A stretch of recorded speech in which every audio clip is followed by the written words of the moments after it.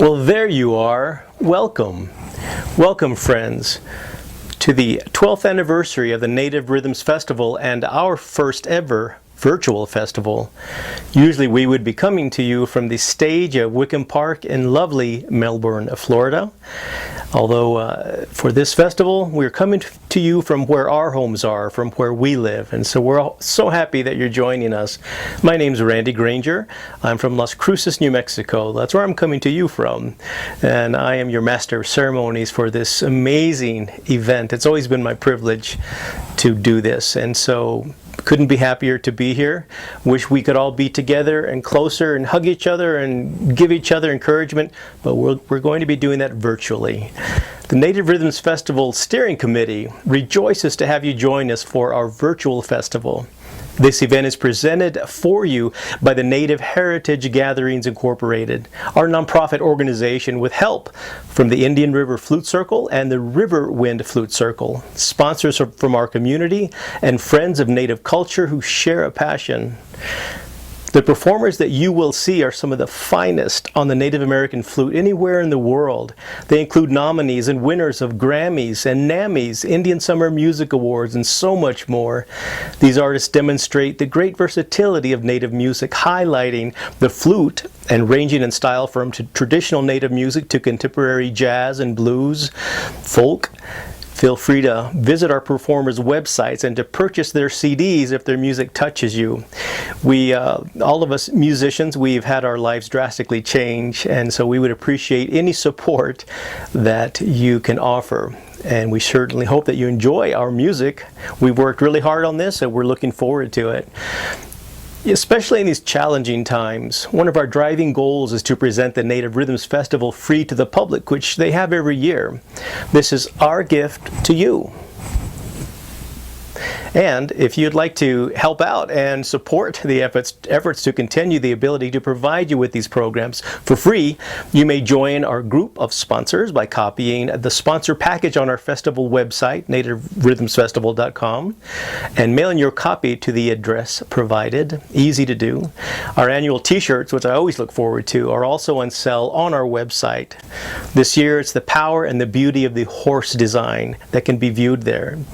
I'm looking forward to that. I have a collection of these t-shirts, and I know any of you that have been to this festival over the years also has a collection because they're always beautiful, stunning, new, fresh, and relevant. Since our school day program at Wickiup Park is obviously unavailable this year, the educational portions of our festival will be archived on the Native Rhythms YouTube channel.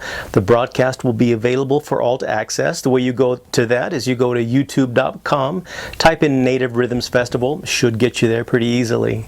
If not, go back to the Native Rhythms Festival website and see if you can find a link there, but I'm sure you'll be able to find it. Once again, we welcome you and encourage you to enjoy this beautiful work of our vendors, the cultural education, the music and the dance of our performers. And until we meet again, please stay healthy so we can see you as soon as you can be seen in person and we can be seen in person. All right, enjoy the show. We're looking forward to bringing it on. Hi there, welcome. Thank you for being part of our Native Rhythms Festival virtual festival of 2020. Our performer this morning is a very special human being, great storyteller, great flute player, Doc Green Silverhawk. He's the founder and spiritual leader of the American Indian Christian Circle of Tonotosassa, Florida, one of the first churches of its kind in the country.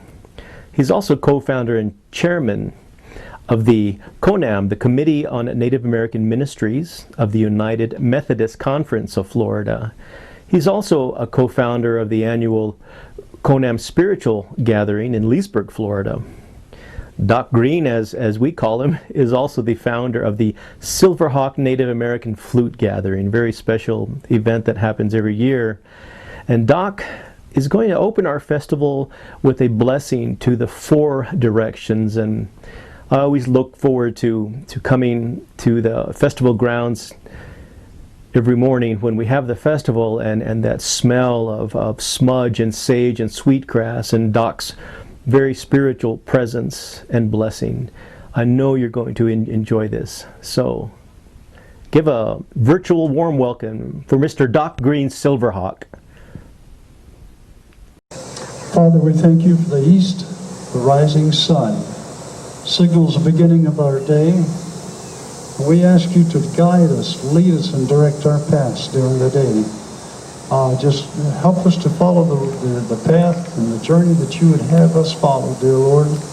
Be with us and give us wisdom, we ask you. But most of all, I thank you for Jesus Christ, my Savior, the risen Son.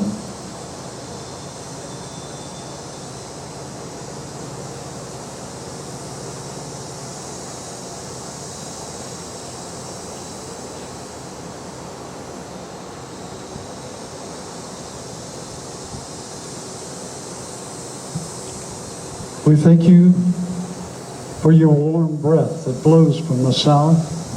It causes our Mother the Earth to spring forth, to feed us, to clothe us. We ask you, dear Lord, just to be with us as we go through this day to day. And again, I ask for wisdom, Father.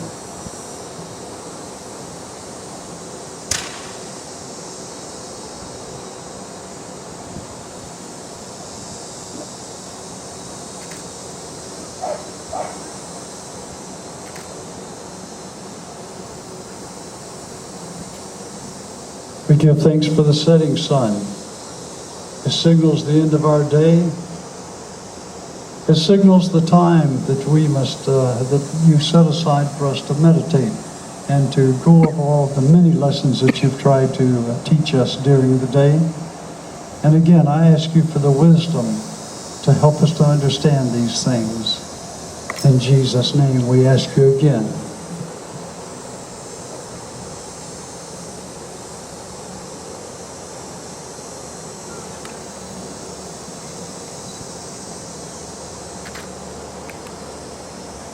And I give thanks for the cold winds that blow from the north.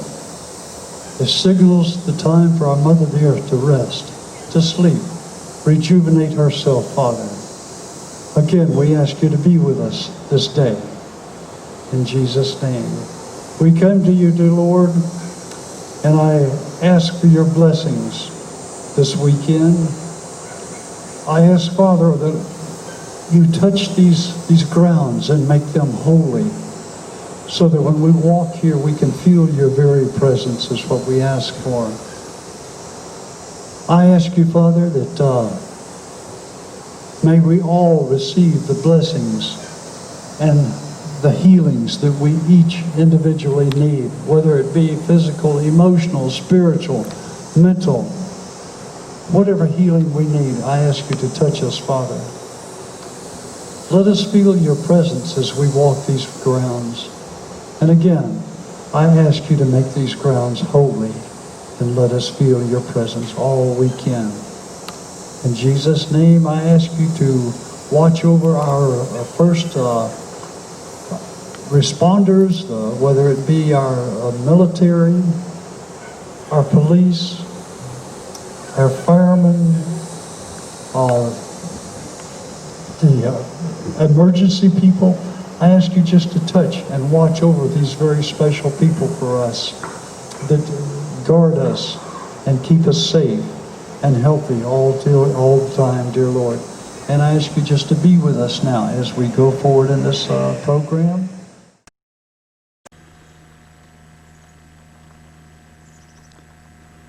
Well, this is the road leading up to my land, up on Green Mountain. We're getting ready to take a little walk back there. This little place is Vanishing Branch on my land, and we're going to take a little walk up it. It's just a tiny, tiny little branch, a little trickle of water. And this is where it goes down into the ground for the last time. It begins and ends on my land here, up on my secret place.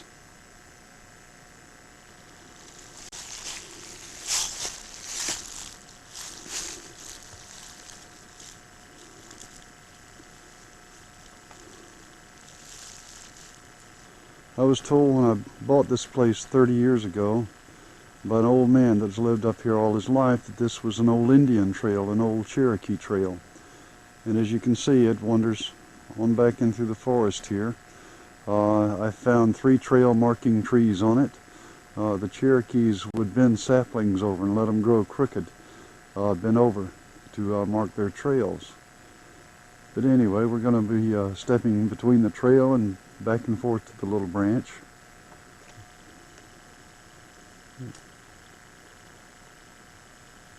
This is where the little branch, I call Vanishing Branch, comes out of the ground for the last time. It goes in and out of the ground. It's a strange little thing. But anyway, the water flows on down. Like I say, it's not a big raging river or stream or anything of this nature. Just a neat little place as it wanders on down.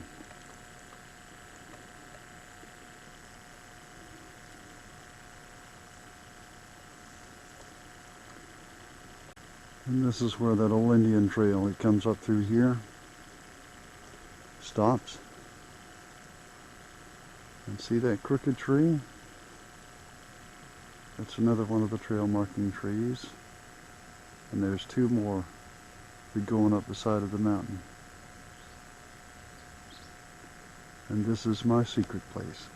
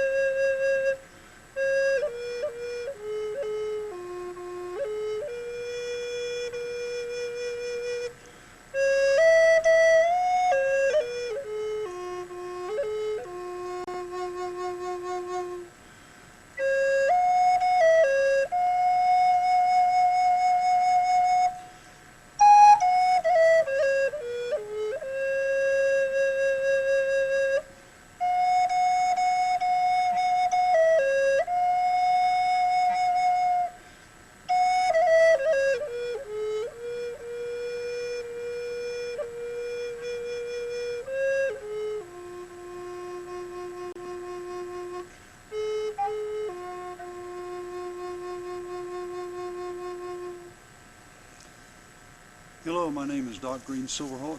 This is something I've been wanting to do for a long time. I'm up here on Green Mountain, up in the North Georgia mountains.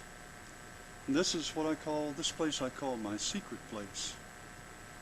It's just a few acres of forest land just back out here in the middle of nowhere. And it has an old Indian trail on it. There's a tiny little branch that just goes in and out of the ground, up and down. There's magic here. This is the magic of Green Mountain. There's voices up here. There's good voices. The voices of my secret place. A lot of the customs of the native people, some of the native people, when they saw a lady that they really fell in love with and wanted to marry, this kind of thing, they would make a flute and play to her. And some of the tribes had this tradition. And I'm Cherokee, but I'm Cherokee and Scottish blood, so I have adapted many ways. And so I adapt the traditional native ways from different nations, the ones that feel good in my heart that I do. And one of them is to play the flute. And I'm going to play to you now a song. It's about a lady who I adore, my wife Cindy. And this is my song to her. And I hope when I play it, she can tell how much I love her. This song is called Cindy.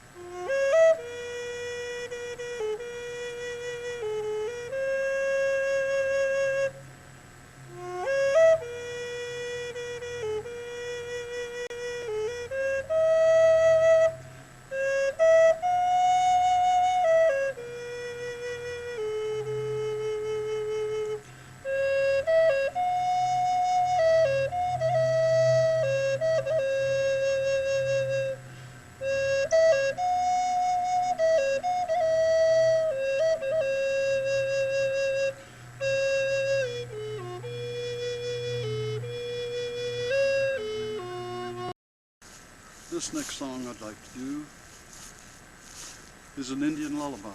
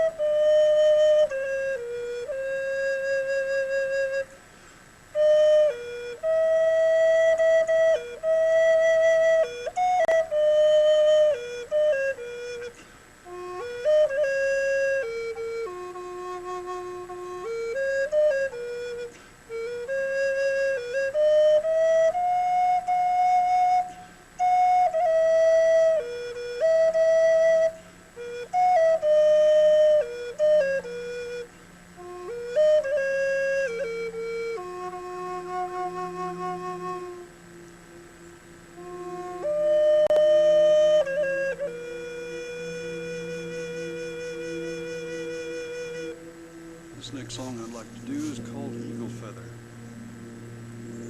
And it was a song that came to me, I guess about the night after I got my first eagle feather, a medicine feather.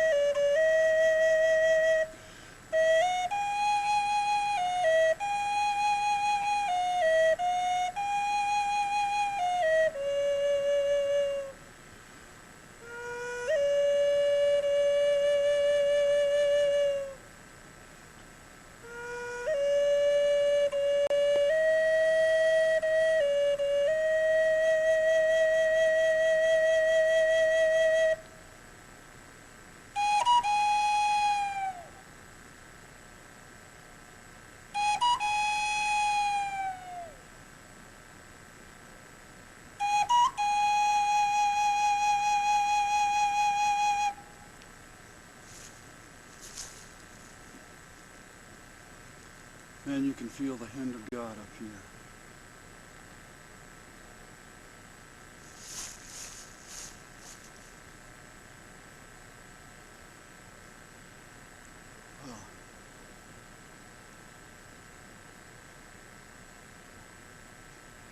I wish you could feel what I'm feeling right now out in the middle of the forest. This is a fantasy come true for me. The next song I'm going to do is called Cherokee Moon.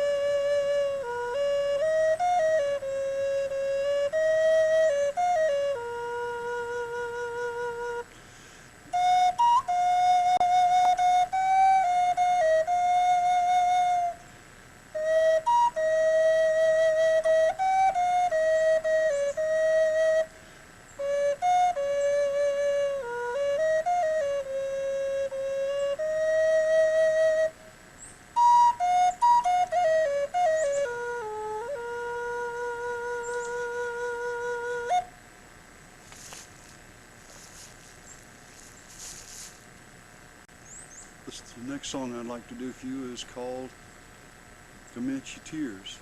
It was dedicated to a good friend of mine, Sonny Navaquayo.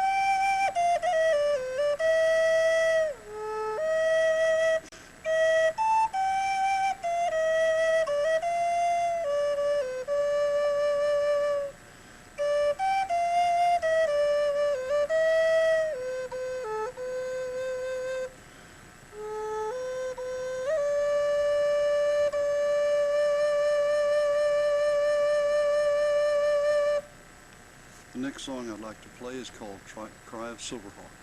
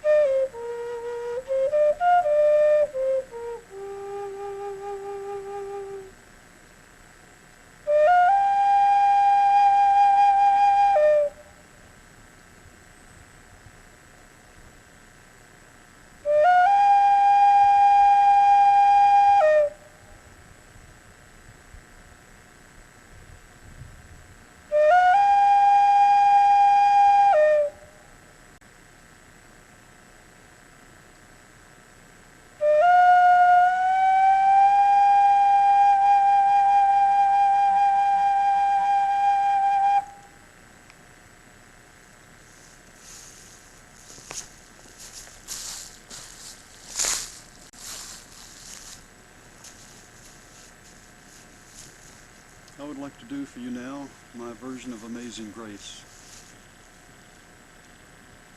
The prettiest song that's ever been written.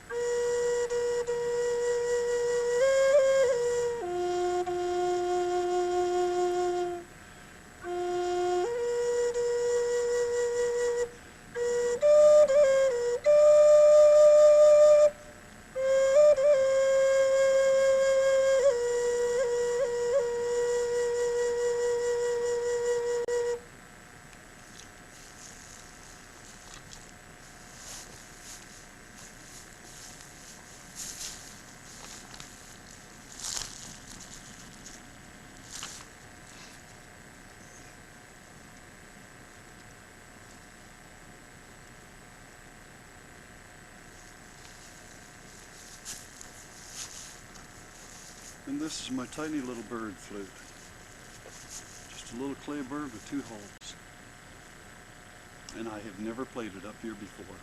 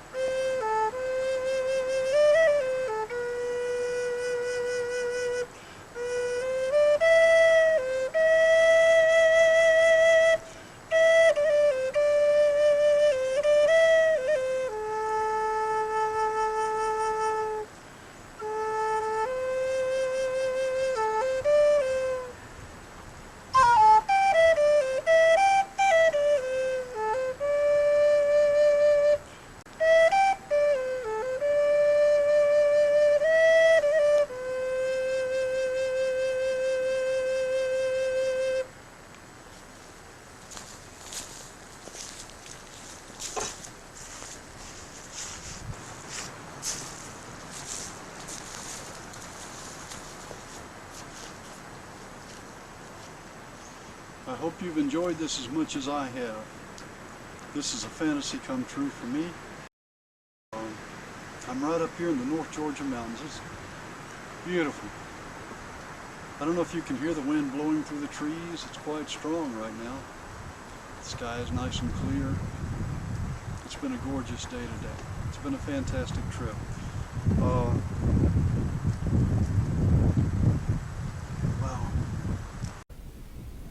Thank you so much, Doc.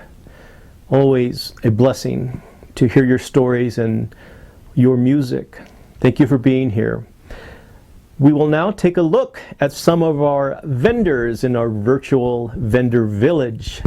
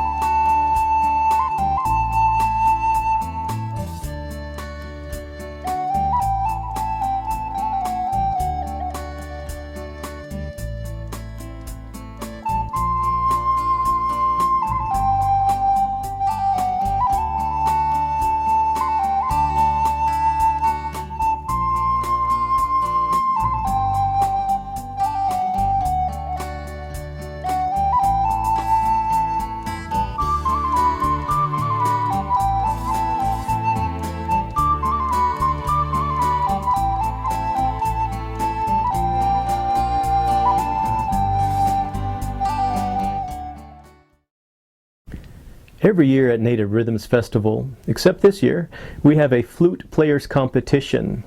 Our next performer, Pete Conde, he earned a place in the 2020 program by virtue of winning the 2019 Native Rhythms Festival Paula Ellis Memorial Flute Players Competition. Pete had some musical training during his junior high and high school years, and he went into musical hibernation, he says, until about 10 years ago when he was given his first flute. That was 7 or 8 years ago now. Pete and his wife Val moved to Florida in 2014 and soon became active with the River Wind Flute Circle in Leesburg. He credits his development as a Native American flute player to the many talented and supportive members of the River Wind Flute Circle. He enjoys playing with fellow Flute Circle members, for residents of a convalescent center, and the animals in his shelter, and at his church. Pete also enjoys participating in the Native Rhythms Flute Player Competitions, which he has done since joining Riverwind in 2014. He won third place twice before being honored with first place in 2019. I was there for that, and it was great. So, give a virtual warm welcome to Mr. Pete Conde. Hi, we're here today with Pete Conde. Pete Conde was the winner of the Native Rhythms Festival Flute Players Contest.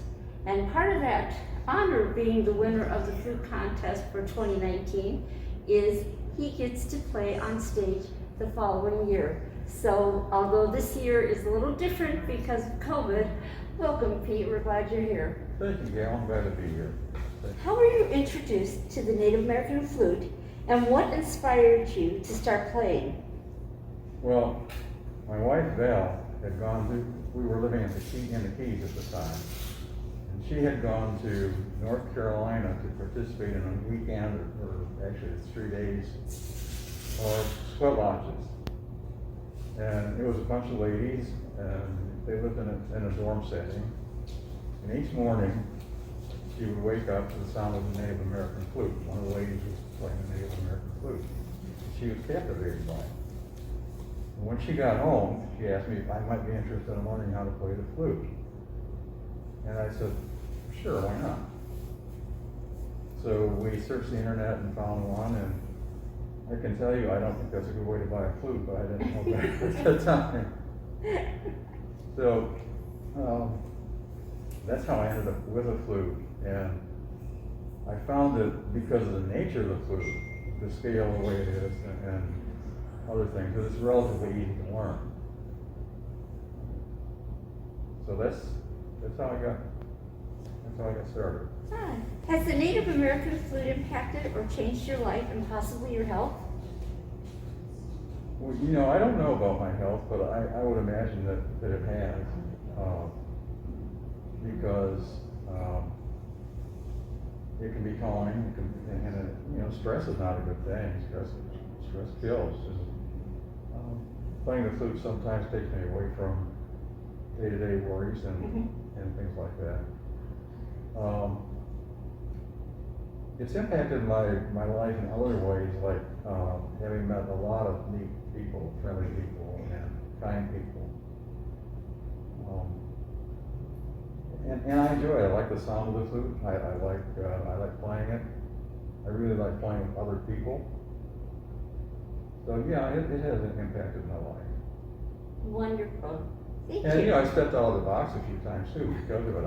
The first thing, once we moved to Lake County, the first thing I did was to find a flute circle, and one of the first things that they started talking about was the competition at Native Rhythms.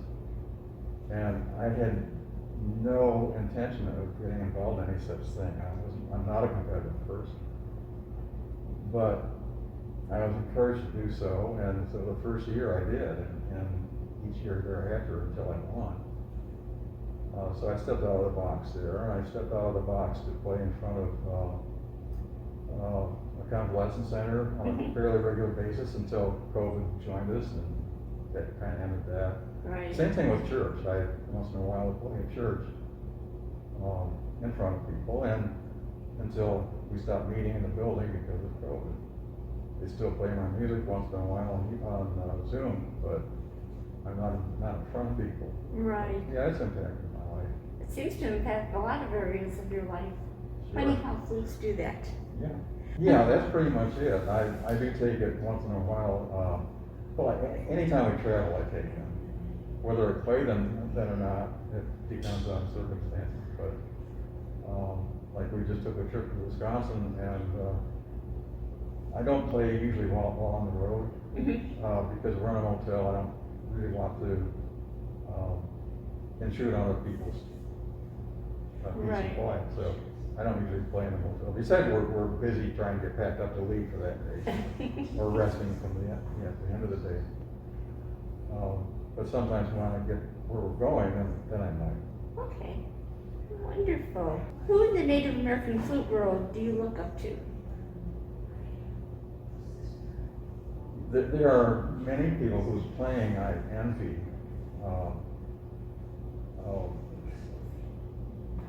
I don't know that I actually, I don't know how much I look up to them.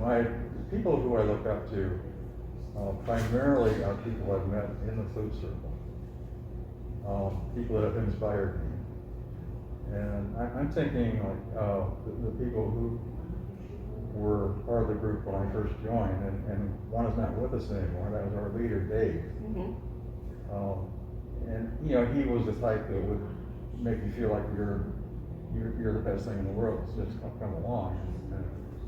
And I felt special for a while, and he was always encouraging. Very nice man. Yes, he is. And Kim is such a fantastic player, and Deb and Pam. They all and they all make me feel like I'm one of them. So Right. I know the feeling. yeah. So what would you recommend to a person who would like to start off playing Native American flute? I think, well, I would advise, if they're in a situation where they can do so, like with a flute maker who had some to sell at the time, trying several different keys and seeing what appeals to the ear.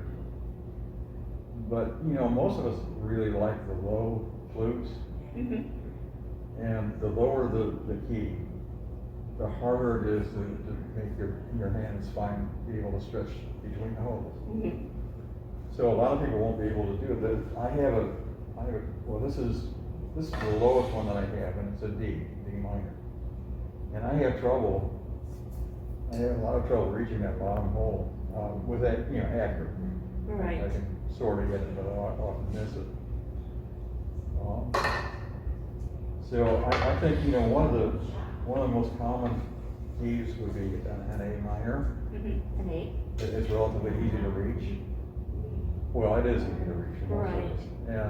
But to me, that's a higher pitch than I like, especially when I'm playing. Somebody else is playing, it seems okay. But when I'm playing, I just don't like it. So I prefer an E or possibly an F. I think my first flute was a G. And I have a couple of G's, and at first I didn't like them. I mean, when I first started playing flute, I was not impressed by the G. But I have two, and one was made by a friend of mine, so I really like it. And, they're both made by friends. One is this one, and this was made by Roy Wood, and so was this one. This one is special to me because it was made out of a limb from my camphor tree in my front yard. Oh, wow. So, and when he sent it to me when he was finished, and when I opened it and played it, I thought, oh, that's really a good sound. So I've grown to like the G. Yay! I still prefer the E to the F. I've grown to like the G. Do you have to be able to read music and know the pentatonic scale to learn how to play the flute? No. I was trained to read music when I was a kid. I took piano lessons for a number of years, and I played the cornet in the junior high and high school band. So I was able to. I've kind of forgotten by now, but I was able to. Right. And I think I did develop somewhat of a musical sense, like what kind of sound should come after another, and that sort of thing. But many people who play the Native American flute have never been able to read music, and mostly if you try, mostly Native American music is not presented in that format anyway. It's presented with pictures showing what holes are to be covered for a given note. So no, you don't need to be. In fact, when I first started playing the flute, the only thing I did without any guidance was just kind of experiment, going up and down the scale, because the notes are not evenly spaced. You get a sound that sounds like a song, and then you learn to experiment a little bit by going, skipping a note. And possibly the worst thing that happened to me was finding the need to learn a song, because then I got kind of occupied with actually learning a song instead of just playing from the heart. Yeah. Well, Pete, thank you so much for spending time with us and sharing part of your story. I really appreciate that. Well, it's my pleasure, and I hope you enjoy the festival, and I know that I will. Yes. And I hope you enjoy it in person next year. Yes, looking forward to that. Yeah. Thank you, Gail. You're welcome. Thank you.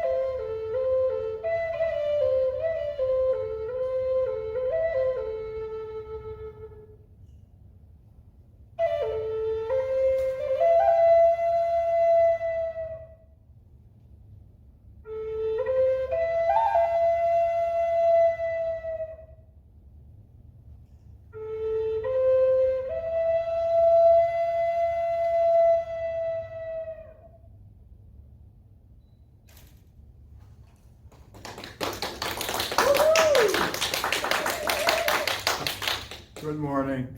As Tom said, I'm Pete Conde. I'm playing for you from the Trout Lake Nature Center outside of Eustis, Florida. It's in Central Florida. I call that song Eagle Cries. And it's kind of an emotional song for me because I picture an eagle looking for its mate, calling to its mate and not finding its mate. And I don't even want to tell you how it ends because I get very emotional about this. For my next song, I'd like to introduce my good friend, Wes Dickey. Wes is a graduate, he's an excellent guitar player, a graduate of the School of Hard Knocks. Those are not my words. That's not me. So Wes and I have been working on this song from a distance. We have not had a chance to practice this together. I have sent Wes a track of what I was playing, and then he sent me a track of what he was playing, and we try to work with each other. So I'm really looking forward to this opportunity to share this song with you. And the name of the song is First Light.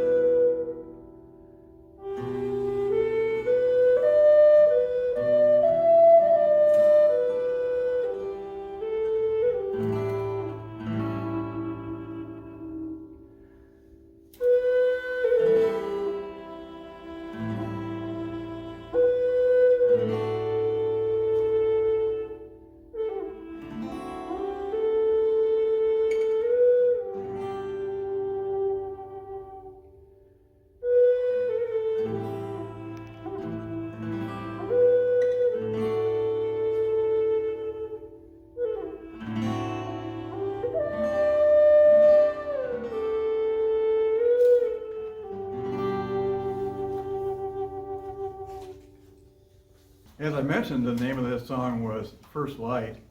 It's the first song that I ever created myself, and it remains my favorite. I was trying to think of a name for it, after I decided I liked it. And I couldn't come up with anything, but since it was my first song, I wanted first in there. I couldn't come up with a name until lying in bed one morning before the sun was up, and I was unable to sleep. I heard the birds begin their activity, begin singing, moving around. And as it began to get light, the activity increased a bit. And I think the babies were getting fed and the parents were settling into the nest. And then a few minutes later, I noticed it quiet down. And that's what I thought of when I was thinking about this song, and that experience came to me. So I called it, instead of just first song, I came up with First Flight, because that's what the birds did at first flight.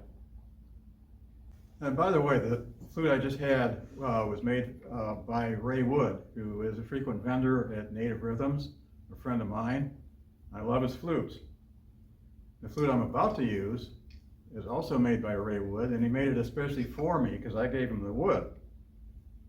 I gave him a branch off my camphor tree from my front yard, and so he made this. The other one was in the key of E, and this is in the key of G.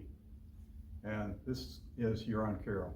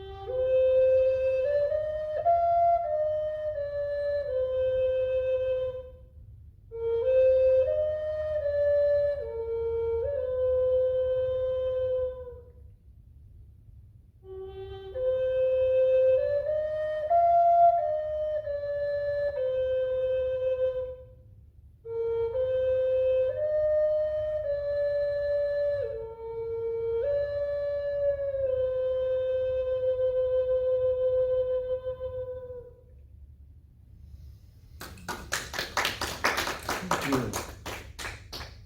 Many of you probably know that that song was taught to the Huron tribe in Canada by a Jesuit priest. It's based on an old English carol, Christmas carol. But he adapted words to the Huron language.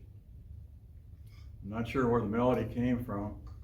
I do know it's public domain now, but the song was taught to a Huron tribe, and it has a sad ending. The song was taught in 1642, but in 1649, I believe it was, the tribe was raided by an Iroquois tribe. And the Jesuit priest and another missionary and much of the tribe were killed. So it's a sad song. At this time, I'd like to invite my friend Eileen Tramontera to come and say a few words about this wonderful place we have to perform from. Eileen? Hello, everyone. I'm Eileen Tramontana. I'm the Executive Director here at Trout Lake Nature Center, and we love having people play flutes here. We're hoping this fall to actually have some more flute playing back at Trout Lake as the weather turns better and we go outside. Our mission here is mainly to teach about the environment and to get people to make a connection with nature. We work with both students, children, adults, the community, and of course, people who play flutes. Thank you. Thank you, Eileen. Trout Lake Nature Center is really an incredible place. It's 230 acres. It's supported entirely by volunteers, donations. That's about it, right? So, people visit this place often, and they use the trails, they go down to the dock. There's actually a Trout Lake. And they make donations, hopefully. But it doesn't cost them anything to come in here. It's a great place. And fortunately, it's about 7 minutes from my house. I love it. I'd like at this time to invite my friend Deb to join me. Deb is a member of the River Wind Flute Circle, as I am, and other people that you've already seen or will see. And you probably won't see the brains behind this. That's our videographer, Tom Ransom, who is also on the committee that brings us Native Rhythms Flute Festival. The name of this song is Hawk's Song, and I developed this song after buying this flute from Brad Young at the Native Rhythms Flute Festival a couple of years ago. Because a man by the name of Hawk was going to give me a lesson before he did a concert at Deb's house, I had to come up with a song to try to develop after Hawk's instruction. And so, because I wanted to honor Hawk, I named the song after him. So it's Hawk's Song.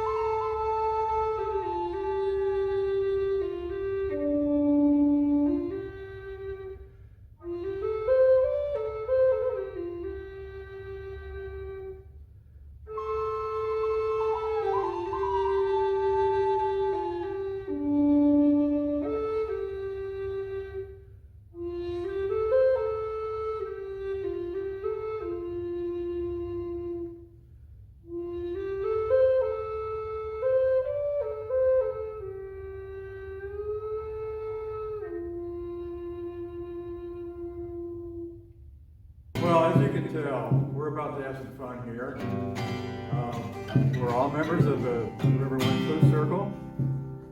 We do this sometimes on a Saturday. We do a jam, and we have a lot of fun. We haven't done this before. We haven't done this before. What you're going to hear now, we haven't done before. We don't know what it's going to be. So, except it's going to be fun. So bear with us.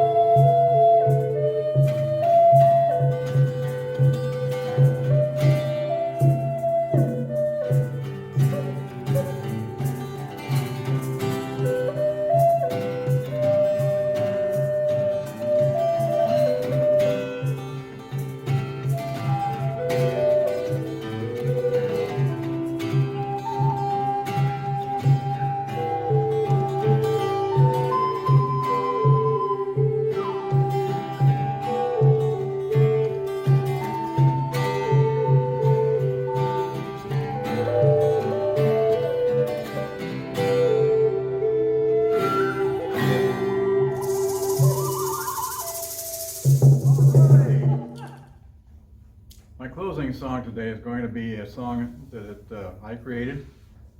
Some people would say I wrote, but I feel funny saying I wrote this song when I didn't have a pen and pencil in my hand, so I'm going to say I created it.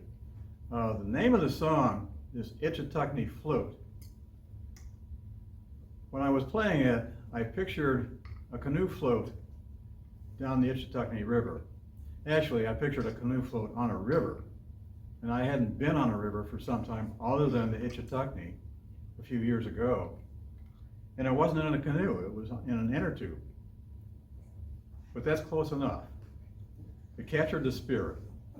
So this is my song, Itchituckney Float.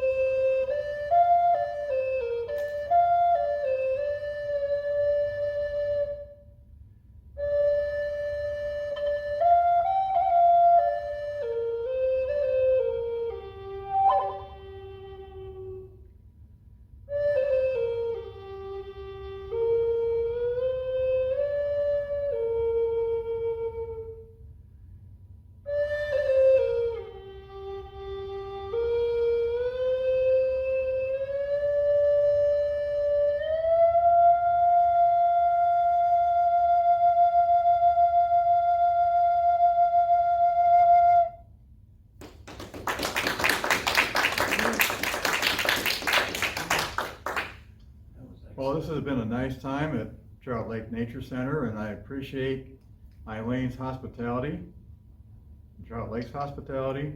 I'm sorry we couldn't be outdoors, but the rain decided to give us a cleanse instead. But this was a wonderful opportunity to use this building. Thank you, Eileen. Beautiful job, Pete. That was great. Thank you. And many thanks to the Trout Lake Nature Center for provision of the beautiful venue, allowing us to film there. Let's take a minute again to visit with some more of our great vendors.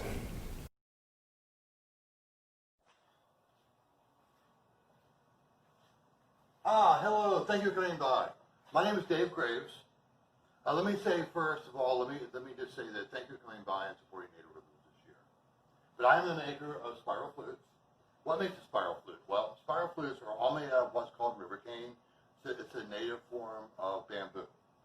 I make 3 different style flutes: the Native American style flutes, Irish whistles, and Irish folk flutes. The Native American style flute, this is a key of F sharp.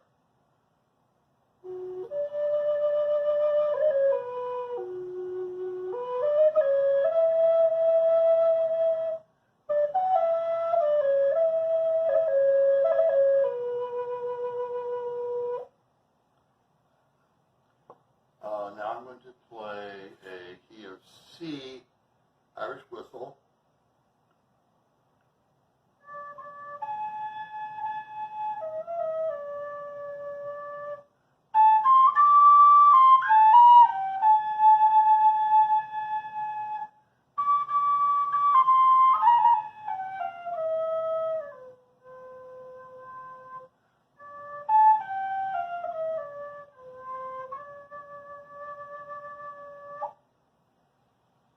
Now all my pricing, all my flutes start at 45. They go up to 95. I do make keys of D, high D to low D. Thank you very much.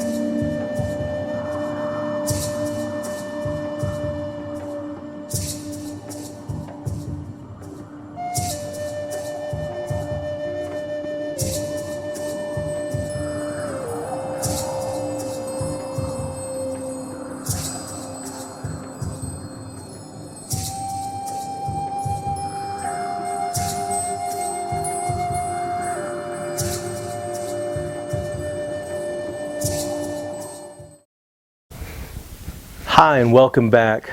Thank you for spending part of your day with us, part of your time with us at the 2020 Native Rhythms Festival, virtual festival. That is our 12th year anniversary, and we're just so happy that we can do this way and present to you what we feel are some of the best musicians and best acts in the Native American flute community and also other genres too. Our next act is always a big highlight, and there's always a lot of school kids that get bust in to watch this experience too. You're just going to love what they've put together for you. Before the term powwow was even popular, various words were used to describe these kind of gatherings, these cultural phenomenon. Some of these words included celebration, a doing, a fair, a feast, a festival gathering, a happening, an Indian dance, a rodeo, a show, and a union. The term powwow is actually a northeastern woodland word. Closest English translation you could be called is meeting. Now on to our next incredible act in the Native Rhythms Festival virtual powwow. Let's welcome the Ed WindDancer cultural showcase. This includes Otter Oliver on drums, men's grass dancer, Dakota Shaw, women's jingle dress dancer, Cody Boettner, singer, world champion hoop dancer, Amber Moore Saunders, women's fancy shawl dance, the Saunders children with their youth jingle dress, fancy shawl, and youth grass dancer, and of course Ed WindDancer, men's traditional dancer, flute player, and storyteller. I'm looking forward to this, and I know you will love it. So let's welcome Ed WindDancer's cultural showcase. Hello, how are you all doing today? So glad you could join me for this few moments. My name is Ed WindDancer, and I'm just going to kind of explain a little bit to you about what I do and some of the things about my regalia and what they mean to me. Because it's important, I think, for you to know what goes into the dance, because the dance is also about regalia that we wear in there. So the first thing I think I'd like to talk about would be the skins that I have on my regalia. Now, you can do a lot of things today. You can have cloth, you can have different types of skins. But to me, I prefer to wear the deer skin, the buck skin, because it symbolizes history. It symbolizes the way our people would have been, what we would have worn back in the old days. But also, for me, it's important to let everybody know that this animal gave his life for us, to keep us warm, to feed us and give us tools and things that we need to live. And we believe that the deer willingly sacrificed himself so that we can have a better one. So on my regalia, I have his skin. It is my way of honoring the deer and his sacrifice when I come out and I dance for everyone. The deer skin is there, and I say, thank you, brother deer, for the things that you have given me. Now, I'm a traditional dancer, and one of the things about a traditional dancer is that we bring the elements of the natural world into our dance, into our way of being. And we honor the animals, and we honor Mother Earth and the things that are in it. As a matter of fact, we believe that this is all connected to everyone in a family sort of way. So when you hear us talk, we will say our brother, our sister, our mother, our father. You know, rarely will you ever hear anybody say, this is my step, my stepson, my step, whatever, unless there's a formal place for that. But we look at each other as our relatives, and we look at you as our relatives, and I look at you as my relatives as well. So in the animal world, they are our relatives too. So like I have on here, you see this white skin. This is the ermine skin or weasel. And so what we do is we honor the weasel for what he can do for us, and we ask that he would give us some of his special power. For instance, the weasel is very sneaky and stealthy. He's a very good hunter. And so it's on there to say, you know, Brother Weasel, could you make us stealthy and sneaky and a good hunter like you are, that we can go through the woods and the fields and not be heard.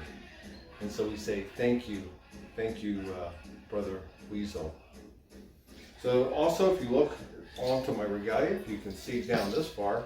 If you can't, we'll show it to you a little bit later, but you can hear them. These are the deer toes. We waste no parts of the animal. And so the deer toes are on there to make a nice, happy swooshing sound for when we dance. You hear that shh, shh, shh, shh. And it wants to make you feel good in your heart when you hear us. And it's another way that we honor the deer. And then below that, you see this white fur. The white fur there is from the Rocky Mountain sheep. And if you have ever seen a Rocky Mountain sheep doing his thing on the mountains, you know he's very, very sure-footed. Never see a Rocky Mountain sheep fall.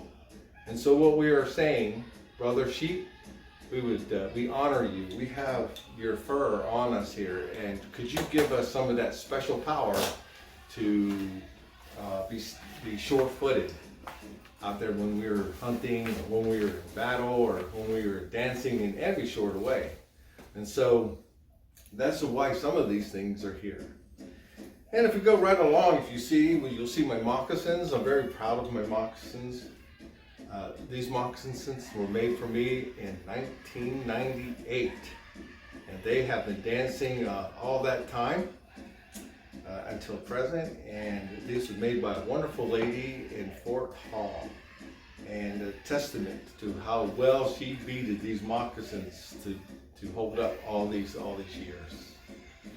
I have a breastplate that's on my chest right here, made of various animal bones and things like that. This is way we would show maybe how we protected ourselves in battle when we went out there.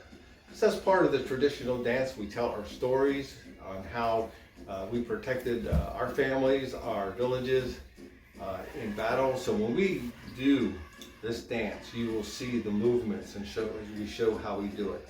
And we wear the regalia to show maybe what we might have on. But there's just a lot of meanings to the traditional dancer's outfit and his regalia. For instance, I'll show you my shield. My shield's very important to me because it carries the spirit of the dragonfly, and the dragonfly is very, very important to me. It's very strong medicine. I carry it everywhere. But also, you'll see this red cloth, and you'll see the red cloth that's on my bustle. Brings me back a lot of memories. And you know the reason why that is because this red cloth has been in my family since I can remember. And I bring it out here to show where I have come from and who taught me these things and taught me to be the person I am today. So I don't know how old this is. It came off a point blanket.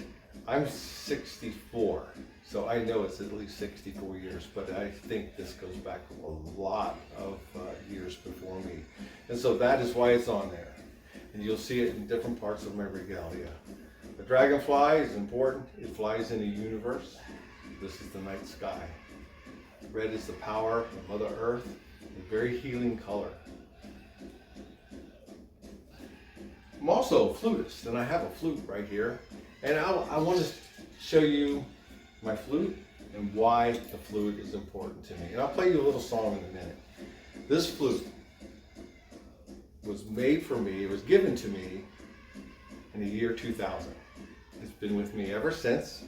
And the maker of this is our very own Utah Farris. He signed it here in the year 2000. He gave me this flute at Musical Echoes. I just treasure it just because he made it, but also it's probably the best sounding flute I ever had in my hand.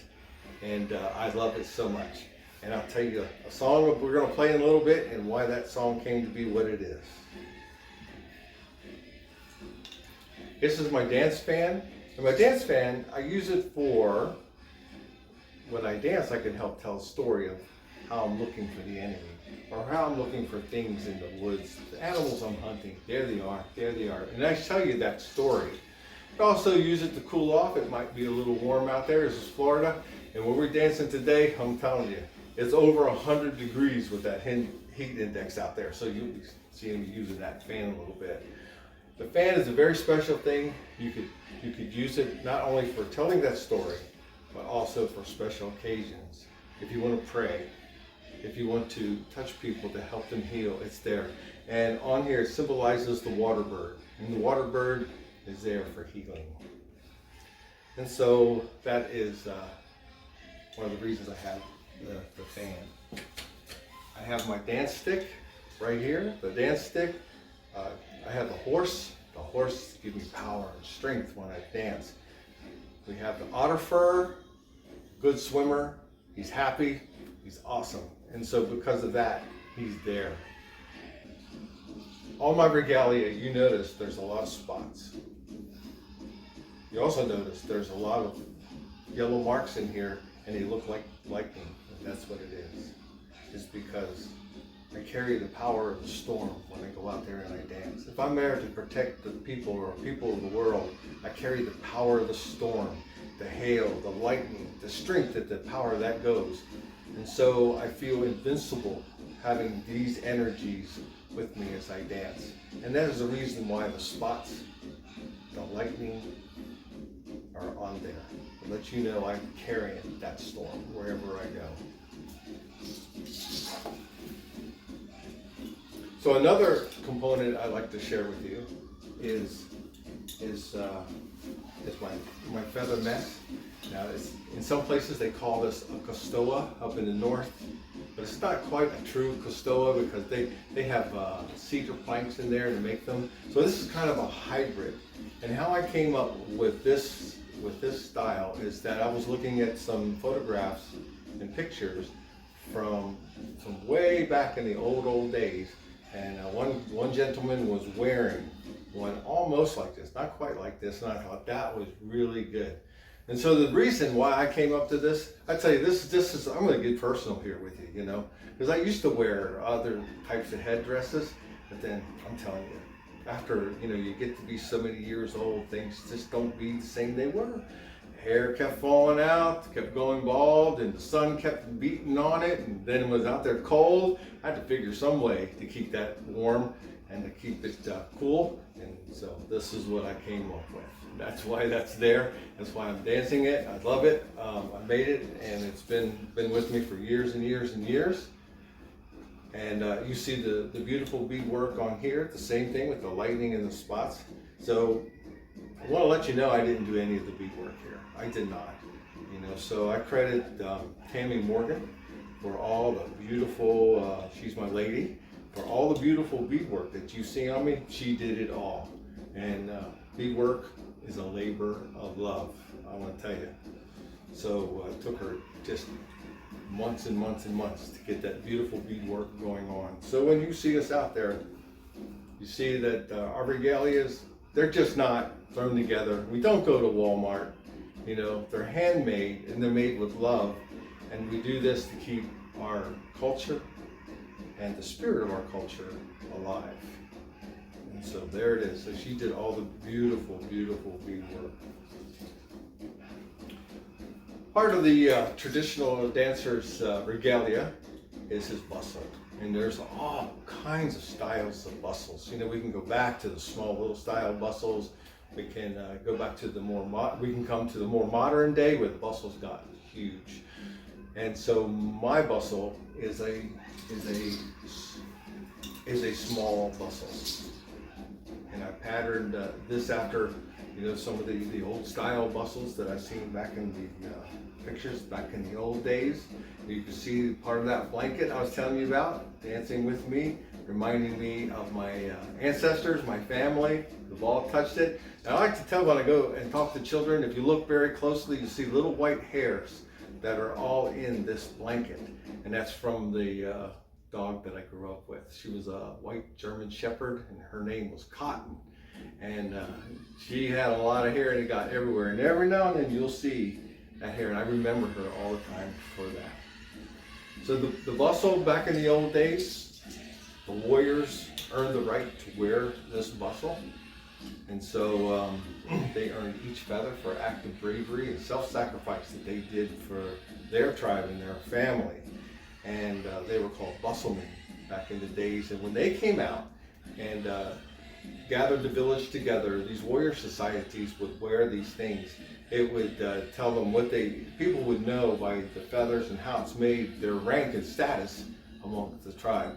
So it's very, very, very important. It's a very sacred item that we have. We take great care of these things, and we keep them in great shape, and they dance and dance. I've danced this one for years and years and years. Very, very attached to it. On the back of it is got otter skin on there to honor the otter. You can see we've got the spots, we've got the dragonfly, we've got the various feathers for the decoration. The uprights up here are like spiritual antennas to the creator. So they're up there and they're talking to the creator while I'm out there dancing and I'm getting the messages. That's kind of the idea of that. So there's a little bit about the bustle and the bustle now. Okay. All right, so I would like to play a song for you on the flute that Utah gave me all those years ago. It plays just as good as the day that he gave it to me. The song I have for you is called Dragonfly Medicine. And what nobody knows is how I came up with that song, Dragonfly Medicine. Dragonfly Medicine originally was composed by myself to be a love song. And so one day I was at a powwow, I was up in Tennessee, and I was playing that song, and a dragonfly landed right on the platform of this flute right here and stayed there the whole time I played that song.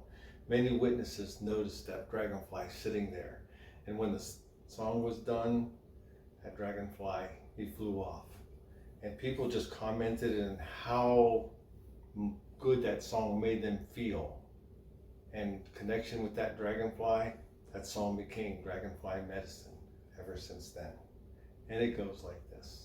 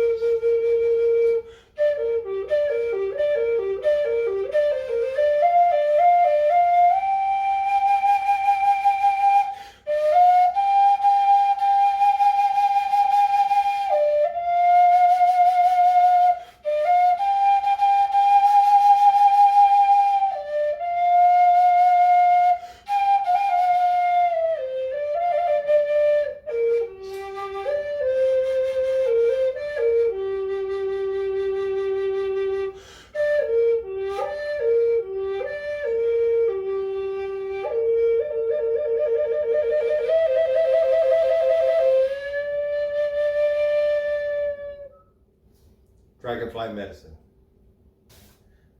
So I just want to thank you for sharing this little bit of time with me. I tell you, I wish we could have had a lot more time. It's just so many things I'd like to share with you. But at least you can see a little bit about what makes me want to dance, what's important to me, and a little bit about the regalia that I love so much and cherish, and just feel so privileged to be able to bring that out for people to see. So thank you very much. We hope to see you again very, very soon.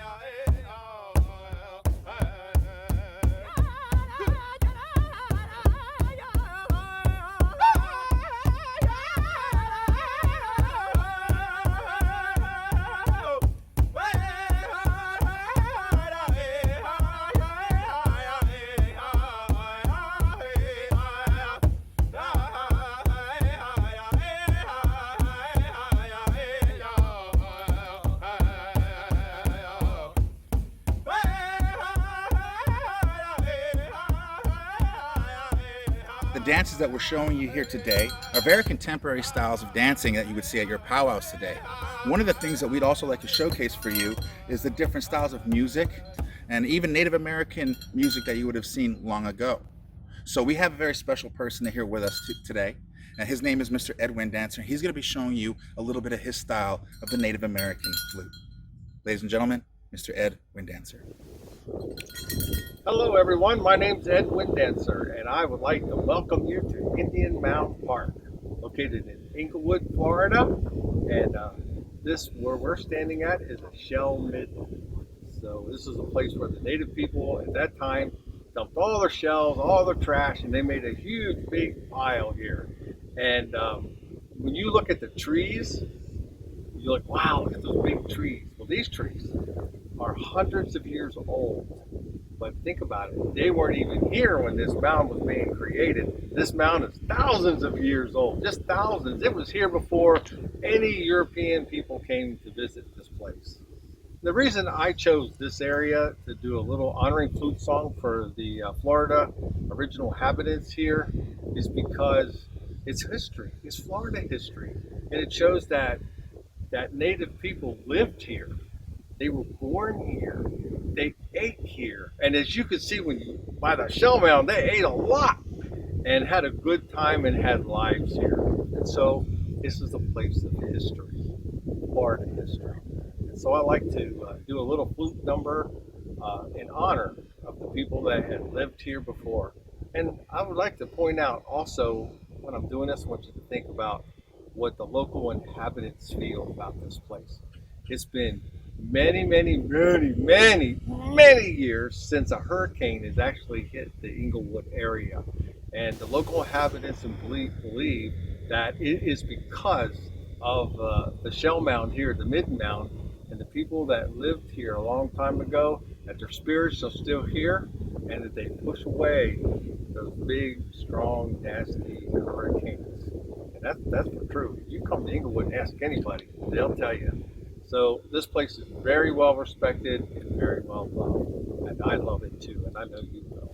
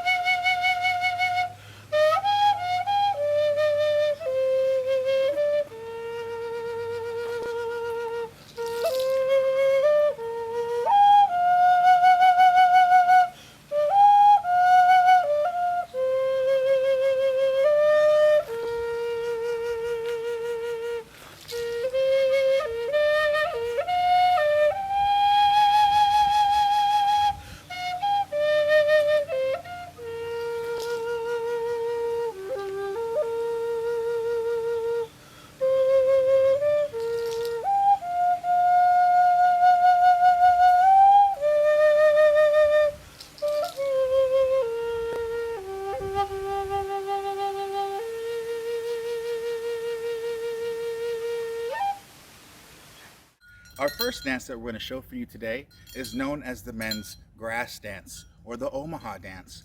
Now this dance was originated in the plains areas, which is around North, South Dakota, on down into Oklahoma. The Omaha people, like I said, were a nomadic tribe, so they would travel, always constantly on the move. Now they would use this dance for scouts to go and find certain pieces of area, certain land that they could utilize.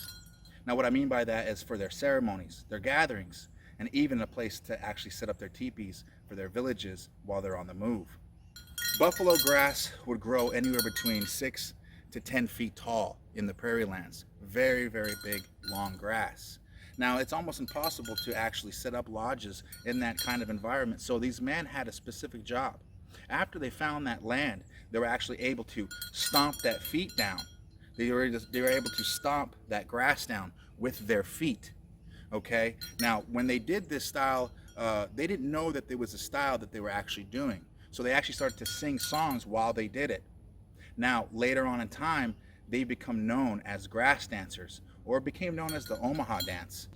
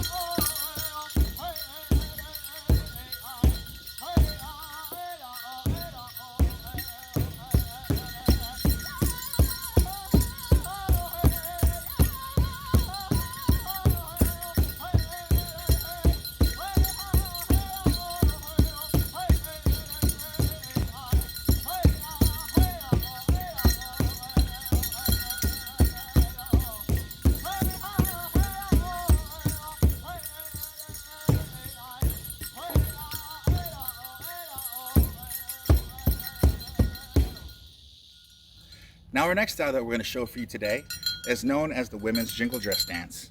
Now this dance was created by the Ojibwe people, or the Anishinaabe people.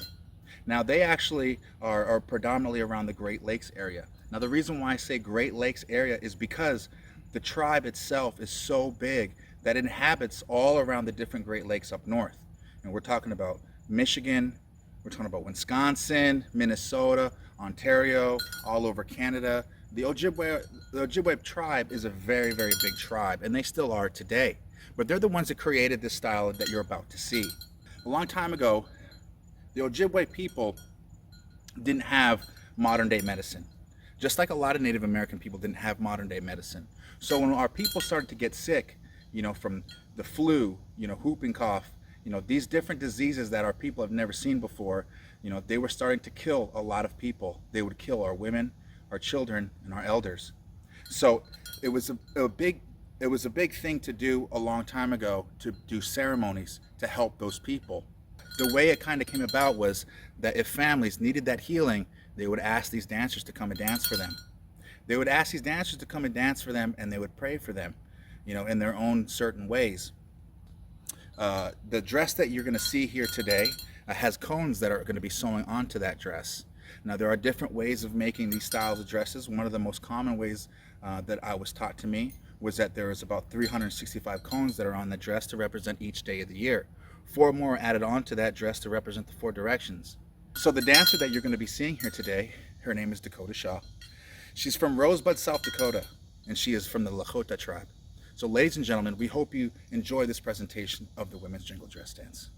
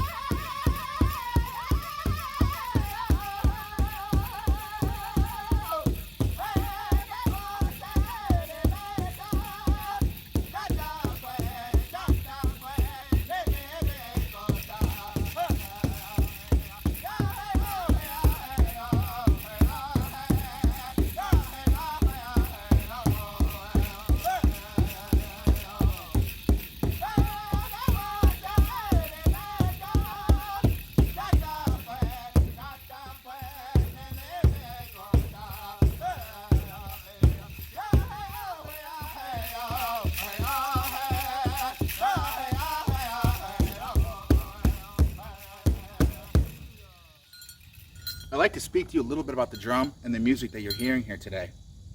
Now, the style of drum that we're going to be using is known as a powwow style of drum. Now, this drum has been around Native American culture for a lot longer than I know some of these stories. These stories and where this drum comes from, there's many different variations where it comes from. And there's many different tribes that like to stake claim on where this drum actually comes from. Now, you wouldn't be seeing a lot of drums like this long ago because they were so heavy to travel with. You know, the majority of people that use these styles of drums are nomadic plains tribes. So they're always constantly on the move. They would have much smaller drums, like hand drums, being represented when they traveled. Now, singing as well has become very, very popular at our powwows today. You know, there's a lot of different drum groups that are in North America right now, and they all travel to each one of these powwows themselves. Powwow singing has become very, very popular in the powwow world, and it's actually become one of the most lucrative things that you could do at powwows too. Also, it's one of the only events that we have at our powwows that's a team event that could have over 5 people. Typically, you'll see 10, 11, 12 people at a drum singing and harmonizing together. Now, our songs have different meanings. You know, songs to Native American people, they all have meaning. You know, that is a big misconception with Native American people, that we're just singing on a drum or beating a drum. And you always get that Hollywood beat, we like to call it. I can tell you right now, you are not going to hear that beat at any powwow in North America. That beat was solely made from the Hollywood. That's TV tribe, that's movies, cartoons, and comics. When you go to our regular powwows that you see today, you know, our beats are going to be straight. They're going to have round dance beats. They're going to be very similar to something that you could actually dance to, that you could actually have a rhythm with. So the singing that you're hearing here today, all of the songs that we are singing here today are all very appropriate for each one of those styles. Each song that's made from past to present and future all have meaning. They all have a meaning. They all have a place of origin, you know. So if I'm dancing my style of dance, the grass dance, it would have its own styles of songs that we would have to sing. Much like the jingle dress has their own styles of songs. You would sing women's songs for those songs. You would sing healing songs for that kind of dance. You know, depending on what you're doing and what you're doing it for would depend on what type of songs that you would sing. So every single song that we have made has a purpose and it has a meaning. So it's very important to understand that we're not just singing any regular songs for each one of these styles that you're seeing here today. The next style of dance that we want to show for you guys today is a specialty style of dance. Now, I'd like to invite a good friend of mine who's going to come up here and talk to you a little bit more about his style of dancing. Ladies and gentlemen, Mr. Cody Boettner. Hello, Stongo. My name is Cody, and today I'll be performing a dance that is known as the hoop dance. The Native American hoop dance actually originated from a tribe known as the Pueblo, and they were a tribe that came to us from the southwestern part of the country, Arizona and New Mexico. Now, the way it was explained to me is the hoop dance was a dance that was originally a prayer style of dancing. It was also known as a story style of dancing. Long ago, these hoops were made of wood, the willow branches, and they would take these hoops and they would use these hoops and manipulate them to make different designs. And so, every single dancer would also use a different number of hoops because of that. So today I'm going to be using 14 hoops. If you watch close, you're going to see many different things in this style of dancing. You might see what looks like a bird, or a butterfly, or a flower. If you look close, you might even see some type of lizard, or a turtle. It really all depends on your imagination while you're watching this style of dance, and your own interpretation of what this story is about. One of the designs that I will do in this style of dance is the globe, the world. This world is our home, and it gives us everything that we need in order to survive.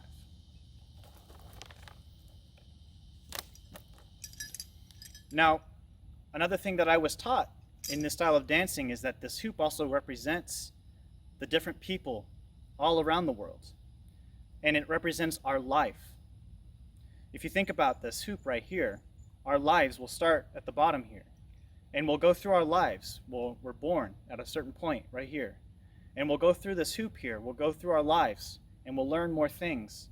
We get to this point right here, and maybe we start to build a family. Maybe we have some kids of our own.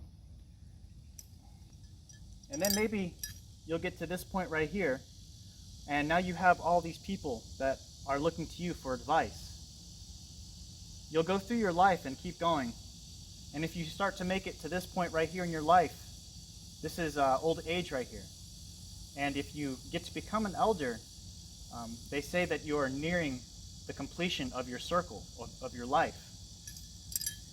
Eventually, when you die, you'll complete that circle. Your body will go back to the earth, and your body will be used to help other things grow, the grass. And the animals will eat the grass, and other animals will eat those animals. And so that circle will continue on and on and on. The style became very, very popular around the turn of the century. And today, there are many hoop dancers who use different number of hoops.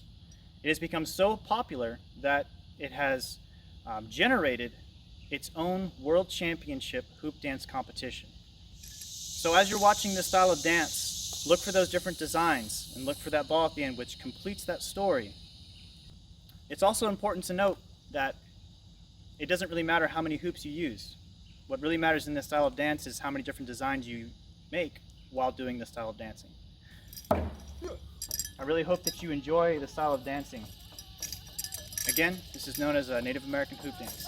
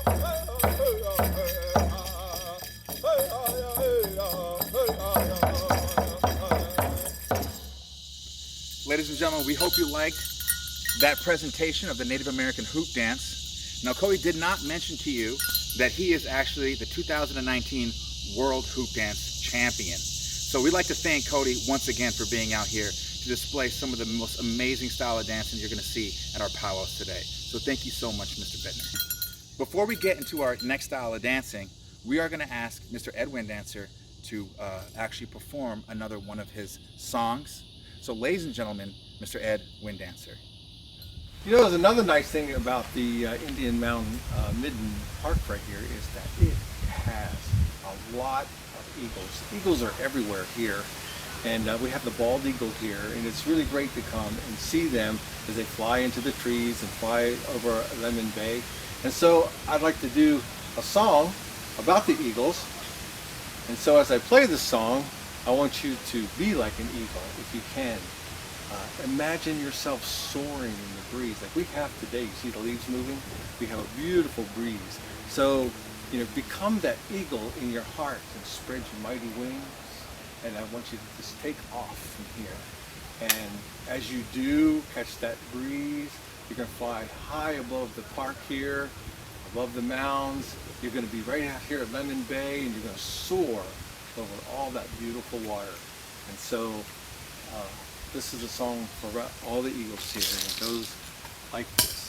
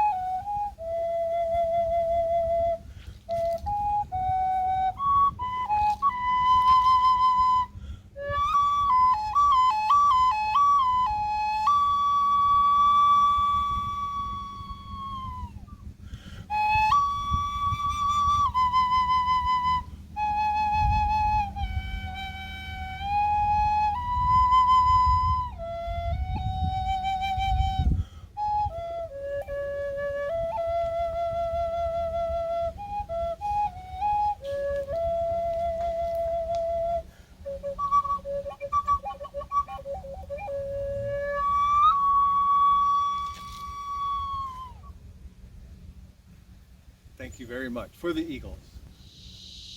Now the next style of dance we want to show for you today is known as the men's traditional dance. Now this style is a warrior style of dance, and I'm actually going to have our friend, Mr. Ed WindDancer, perform and speak about this style of dance. Ladies and gentlemen, Mr. Ed WindDancer. Well, Otter, I want to thank you for that nice introduction you gave on the dancing part over here in Inglewood, Florida. Today we're at Indian Mountain Park, beautiful Shell Midden. You should come and visit it. We're going to do a dance today here on the park. I want you to look at the beautiful scenery that we have around here to do this dance. You can just imagine the original inhabitants here dancing and having a lot of fun and having their ceremonies, everything. They had a wonderful life here. And so I'm dancing to celebrate their life here at this place, this beautiful place in Inglewood. What I have for you today is a dance. It doesn't originate from here. It originates out from the Plains area, and it's called a sneak up dance. It actually originates out in the Plains. The dance represents the warrior societies when they would come together and they would ask the village to come and they would dance for the village. And the warriors would show them in the dance the things they do through the art of pantomime, storytelling, how they protected the village against the enemies, how they hunted and got the game for the village. Beautiful dance, and I hope you enjoy it. Sneak up dance goes like this.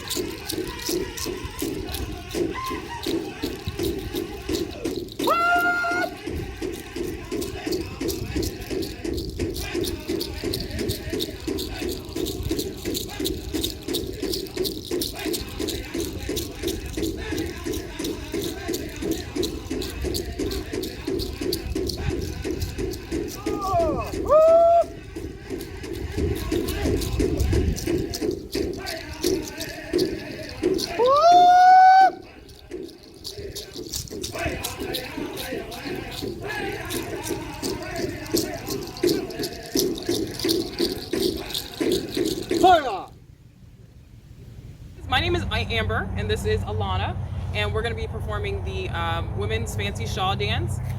This dance is more of a newer dance, a contemporary dance. It's a more athletic, a lot of agility, fancy footwork. The shawls that we wear on our back, and as we dance, it kind of resembles a bit of a butterfly, and you'll kind of notice the flying and the fluttering as we dance.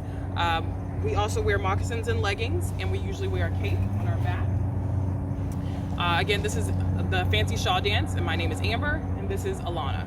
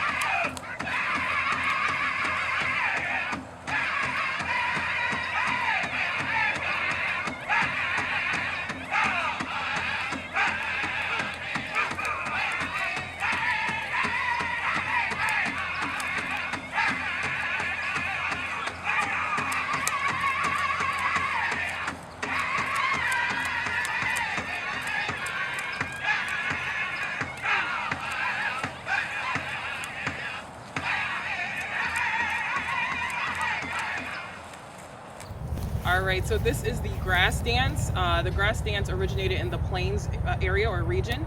The dance resembles the grass swing in the plains, or the grass swing. In the olden days, the grass dancers would come out first and they would dance and they would stomp down the grass to make an arena or make an area for the dancers to dance. So as he's dancing, you'll notice the cloth or the yarn or in the fabric that sways on his outfit as he dances. The grass dancers also wear a roach on their head with feathers, and they wear moccasins and their aprons and their cape. So this is AJ, and he's going to be doing the grass dance.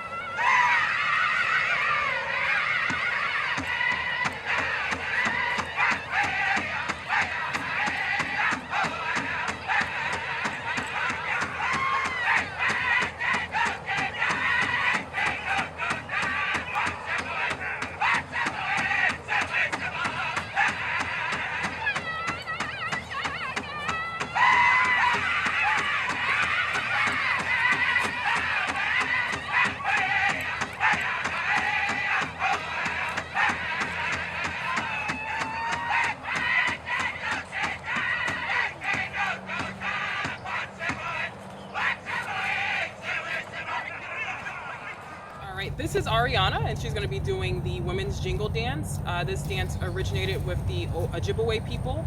It's also known as the healing dance or healing dance. The dancers wear rolled metal cones on their dress, and as they move, you can hear the jingle sound. Again, this dance in the dress is known as a healing dance among our people, and so it is a very special dance. She carries a fan in her hand. She's a contemporary jingle dress dancer, and as she dances, you'll notice different times when she'll raise her fan during the honor beats. So this is Ariana, and she'll be doing the jingle dress dance.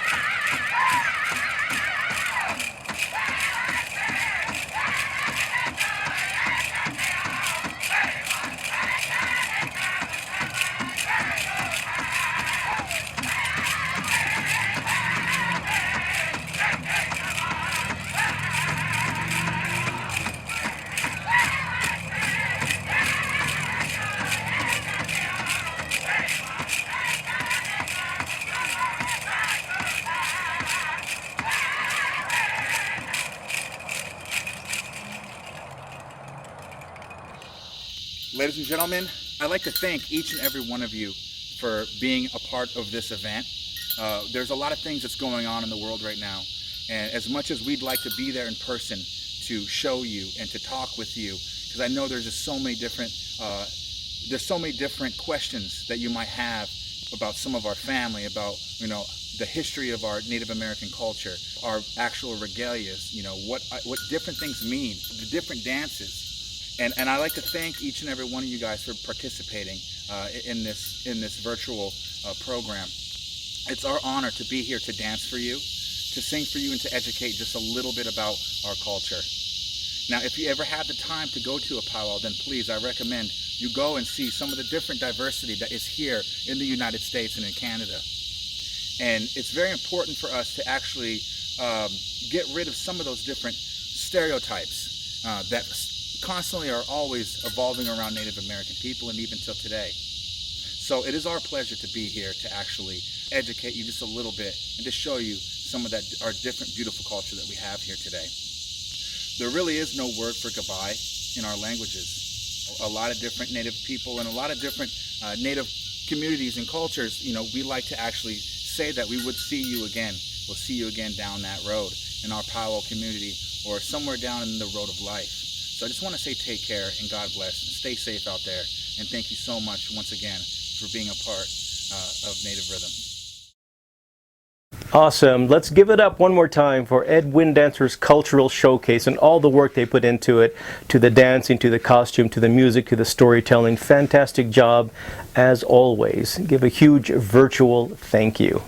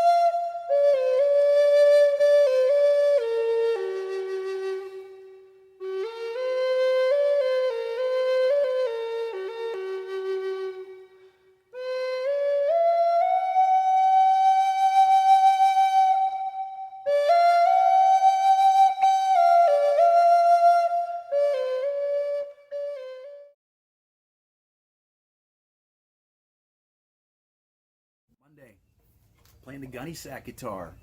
Tom Ransom makes these in Kissimmee, Florida. It's beautiful. Beautiful. Thanks, Tom.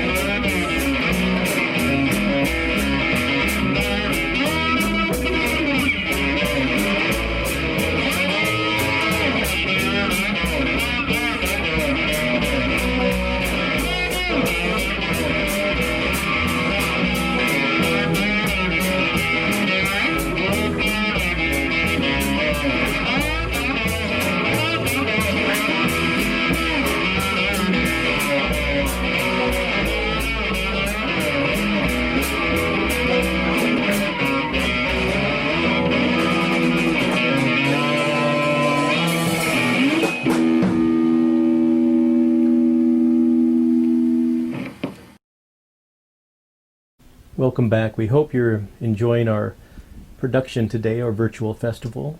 Our next act is Jonny Lipford. He's an award-winning musician specializing in music produced with Native American flutes and a variety of world flutes. His solo work spans more than 16 independent albums.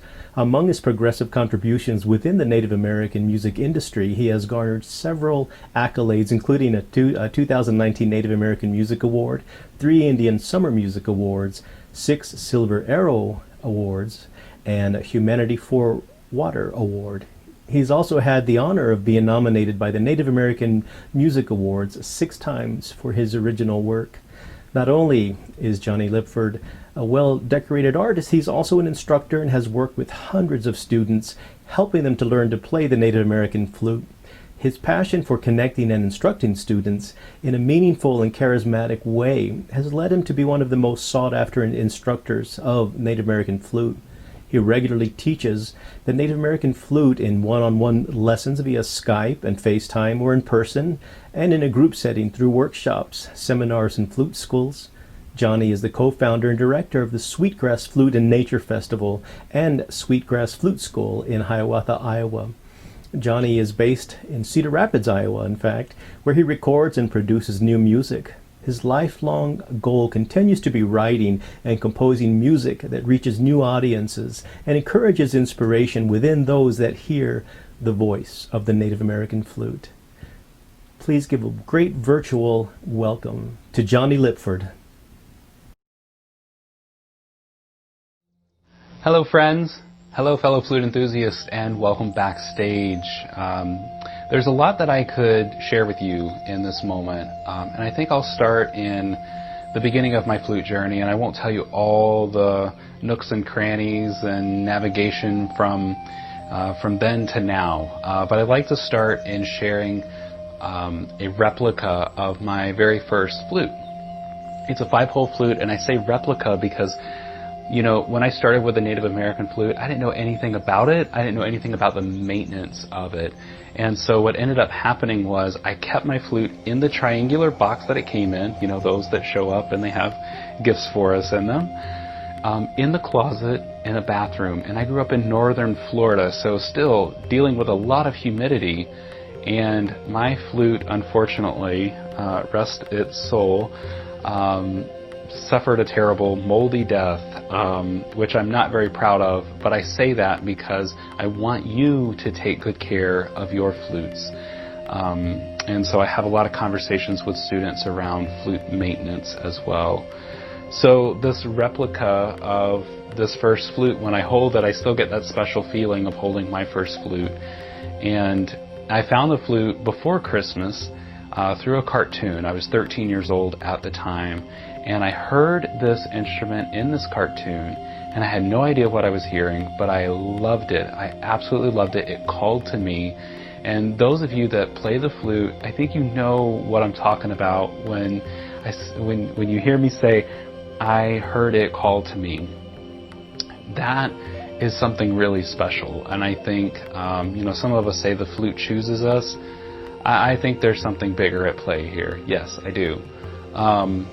And so for me, I got my flute. I begged my mom to get me one for Christmas. This is all that I wanted. You know how kids are. And she was afraid to invest too much because, kids, they can kind of, start something 2 weeks later, they're completely out of it. So she didn't want to invest a lot. So I did my due diligence with research, and I found a flute for about $60, and that was the one. And I remember the day of Christmas playing it, every day after that playing it, listening to recordings. The internet was new. The resources that we have now didn't exist. YouTube, all the social media, maybe Yahoo groups were around at that point, some sort of things like that, but I would do as much research as I could and mimic the sounds that I heard in recordings to advance my playing. And so I developed a really strong ear for music and being able to replicate what I heard.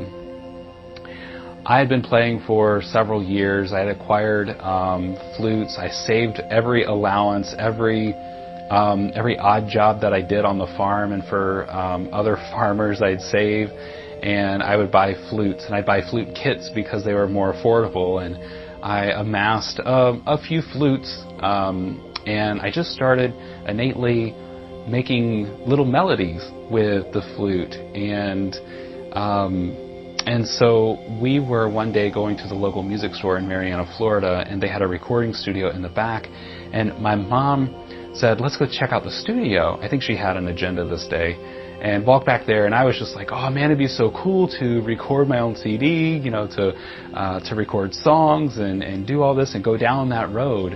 I had aspired to do those things, and as we were taking a tour that day, she looked at the guy and she says, get him on the list. When do you have an opening? And it ended up being like 3 or 4 weeks away, which I was still completely nervous about. I had never been in a recording studio before. I had like 6 melodies that I played over and over and over, so I had 4 weeks to prepare.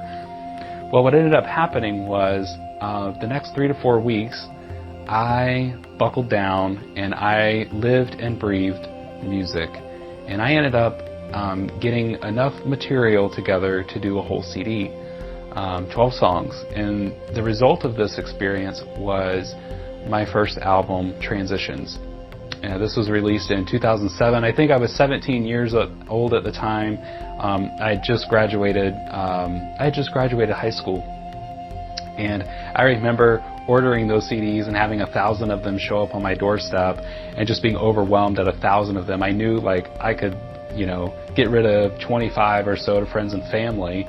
I had no idea how to sell the other ones, so I started booking myself at festivals, at performances, doing stuff, getting my name out, and it was just such a unique experience looking back on all that. And then, over the years, it's been amazing to write and record music and share music with so many. And my inspiration behind playing music and writing music has always been just to showcase how versatile the Native American flute is. Many of you follow me on YouTube and see all the different cover songs and original songs and things that I do there, and that's been very liberating. It's been a very liberating platform to be able to showcase the flute in that way. And now I've grown passionate about sharing the flute in a new way and showing other flute players what they can do and what they can unlock with their flutes and their potential and their talent with the instrument. And I also work with several of my colleagues, because I believe we should be helping one another, and all the boats in the harbor rise, together. So what to expect in the future? would be more music, more music, more courses, more education, more sharing. We're working on some things right now to release next year, a new album, and several modern sounding songs, very melodic and almost hip sounding. So I'm looking forward to sharing some of those singles as they start to drop next year. So I hope you'll stay with us as we share more with the Native American flute. And I just want to thank all of you for watching this, for showing up, for attending online. This year it's been a little different. We're not dragging our lawn chairs out across the lawn at Native Rhythms to soak up the music, but now we're in a digital space, and this gives us all a great opportunity to share that with others. So from the bottom of my heart, thank you. Thank you for listening. Thank you for sharing. And thank you for being receptive of all that I've done with the Native American flute and all that we are doing together. So until we meet again, I wish you all the best. Stay happy, healthy, safe, and keep the music going. The world needs you and the music you produce right now. So thanks so much. We'll see you soon.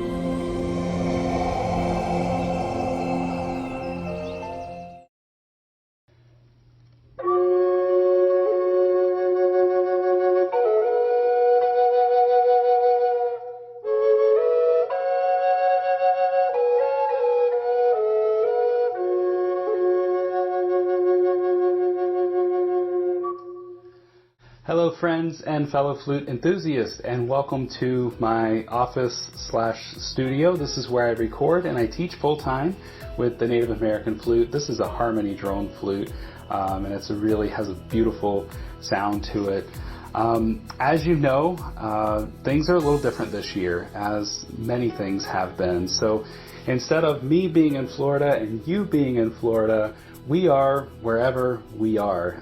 Currently, I'm in Cedar Rapids, Iowa, and we thought it'd be a really great idea because we have this ability. Normally when we're at Native Rhythms, we're both in Florida, and I thought it'd be a really great idea to show you around Iowa a little bit. So we're going to, as we go through, I have about 6 songs for you today, which, by the way, you can get all of those songs for free if you visit my website, JonnyLipfordMusic.com/NR20. So that stands for Native Rhythms 20. So it'll be JonnyLipfordMusic.com/NR20. You can get those songs for free, and there's a lot of other resources on that page for you as well. So we're going to visit a friend's farm, and as we do that, I'm going to be telling you a little bit about the songs and showing you a little bit of Iowa, the agricultural side of Iowa. So sit back, enjoy, and we'll get on to our first song.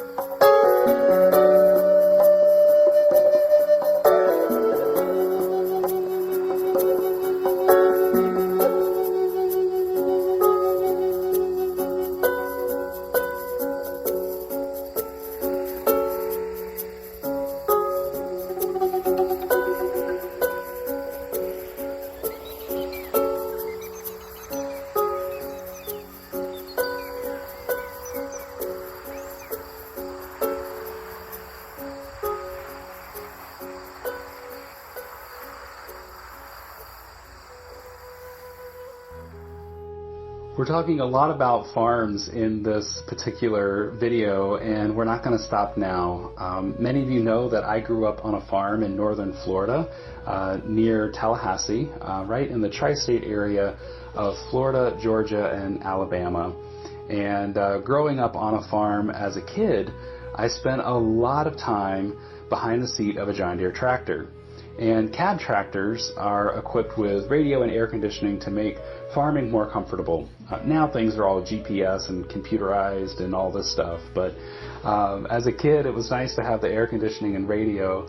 And I take my Game Boy up there, and I got really good at Tetris and Super Mario Brothers, and played with my little Hot Wheel cars. And I tell you, if Hot Wheel cars could actually grow, because I dropped several out the back window of the tractor, and they ended up getting, plowed under. And if Hot Wheel cars could grow on trees, we'd have a bumper crop. Good thing they're only $1 or so. But anyway, spending so much time behind the seat of a John Deere tractor, country music would be pouring into the cab of the tractor. And, at any age, we are sponges. We soak things up. And I just remember in the early 90s, there were, country music was more ballad style, I think. There's plenty of honky-tonk music and rowdy country music. And it's funny because you can pinpoint the influence on country music given any decade. And this music just had a very ballad style to it. And so I wanted to, as I was working with the Native American flute, and one of my mission and my goal is to show the versatility of the Native American flute. And when I was writing music for my third album, Turn the Page, I wanted to go back to my roots a little bit. And so incorporating that ballad style of country music with the Native American flute, we end up with a song like this. The name of the next song is called Forgiven Memories.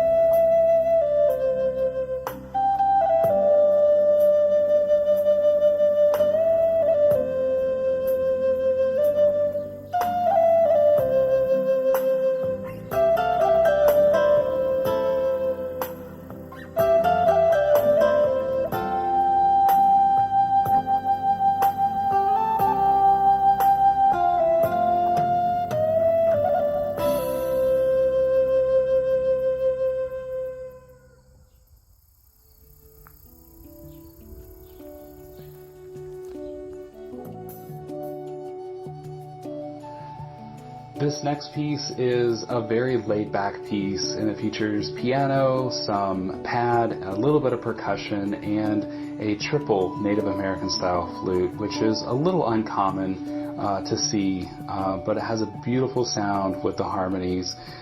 And this was one of the first songs that I wrote for an album, Migration, which came out May of 2019 and hit the Zone Music Reporter, actually debuted at the Zone Music Reporter at #1, and it stayed on the chart pretty strong, the top 100 chart. And this is one of the first songs that I wrote for that album. I wanted to experiment with a little bit more new age style, a little bit more laid back and relaxing music. Those of us that love the sound of the Native American flute, we know how beautiful it can sound, and we also know like the song before, we know how contemporary it can sound as well. And this one definitely fits into that new age category. The name of this next song is called Emerging Vision.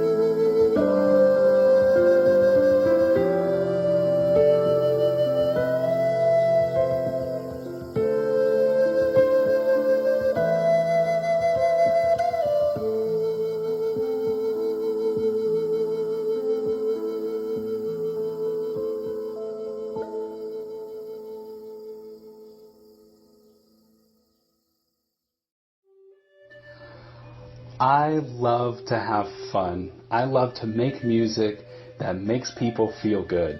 And the next song is definitely one of those songs. It's a favorite. This song was released in 2009, so it's got a little bit of age to it, but it doesn't change the feeling of this song. When I play this song at festivals, much like Native Rhythms Festival, I love to see the crowd just bobbing their head around. Some people are even dancing, tapping their toes or swaying along to the music. As a performer, I always say I have the best seat in the house because I get to see the moment that the music impacts the people, whether it's the the bobbing of your head or the dancing or the smiling, or if it's the shedding of tears, or it's hard to see, but you can just see people just relax in their seat a little bit, their shoulders relax and they sink a little bit heavier and relax into their seat. So I always say I have the best seat in the house for that reason. And this song is so energetic. If you feel like getting up and dancing and bobbing your head around, I won't be able to see you, but I trust and I know that you're doing that. If the music feels good and you feel good, follow it. This is a song that I wrote out of, actually was born out of frustration when I was writing music for my third album. This song gave me a little bit of grief. I couldn't quite figure it out. And I decided to take a break, just give myself some space and permission to have some space from writing music. It was tough to do that because I wanted to just figure it out, and I think a lot of us have that mentality that we just want to get it done and figure it out. And why isn't it done? And how come? And all these things. But allowing myself some space to just get on the other side of it and relax and not worry about it. When I came back and I was feeling refreshed and motivated and creative again, I came back to the song, and you know what? It was right under my nose the whole time. It was there all along, but I was too frustrated to see it. So I thought about the title of this song, and I was like, this one's just got no worry. If I just didn't have a worry about this song, it would have figured itself out. And that's exactly the name of this next song. This one is called Got No Worry.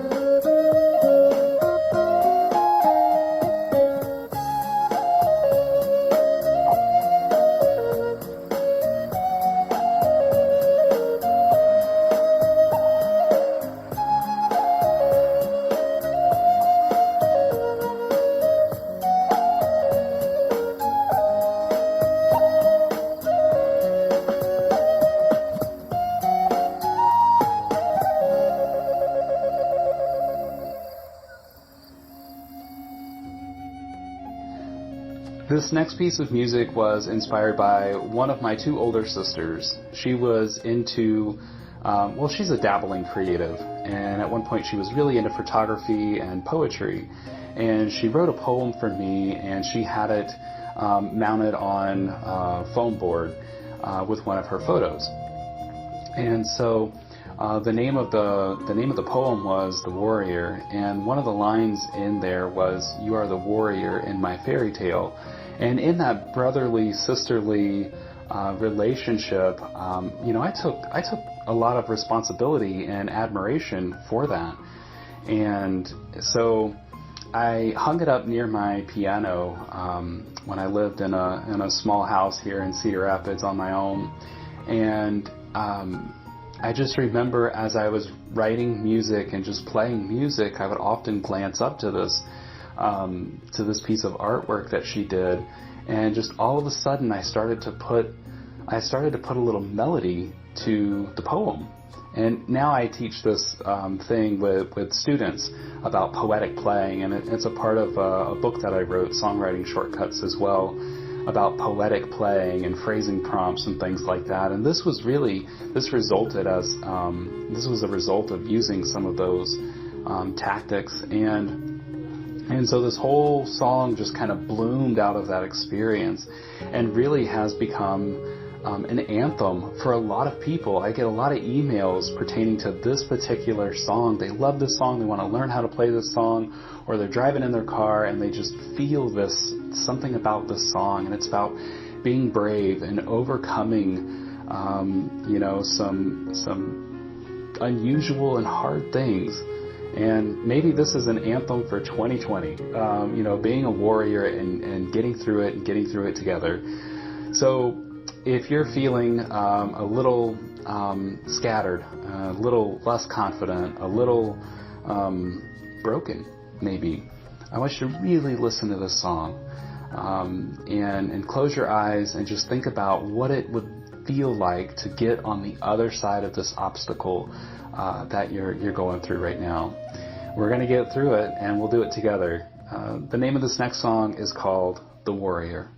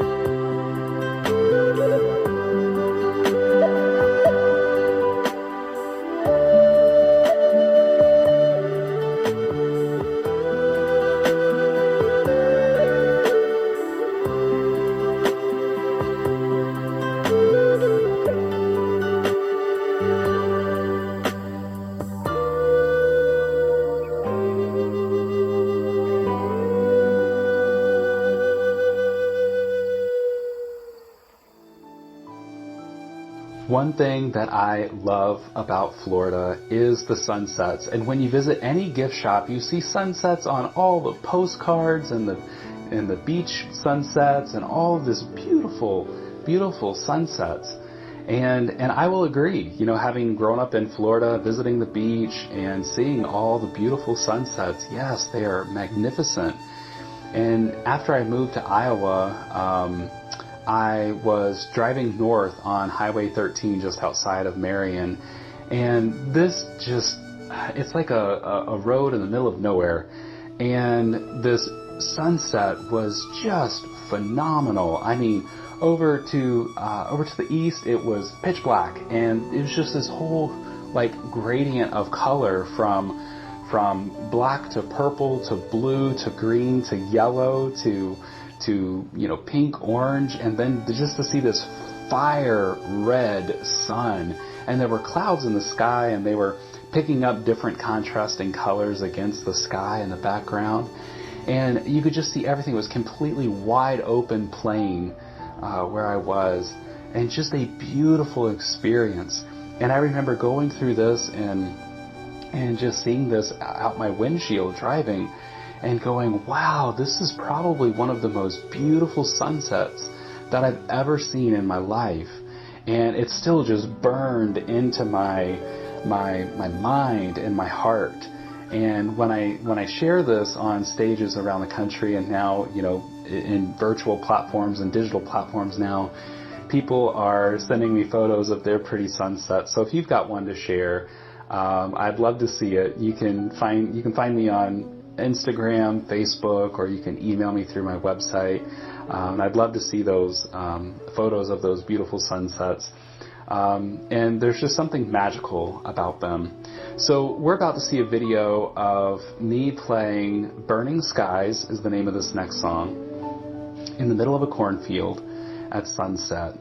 And so I want you to have a little, maybe you'll gain a little respect for an Iowa sunset after this. Not as beautiful as the one I saw that day, but this is Mother Nature, and she's, you know, in control, and she does some magical things. And I want to thank you so much for watching and tuning in to my concert as part of the Native Rhythms 2020 virtual offering. And if you're looking for some free music, visit JonnyLipfordMusic.com/NR20, and I'll send you all these songs that I played today, and you'll find some other resources on that page that'll help you continue growing as a flute player.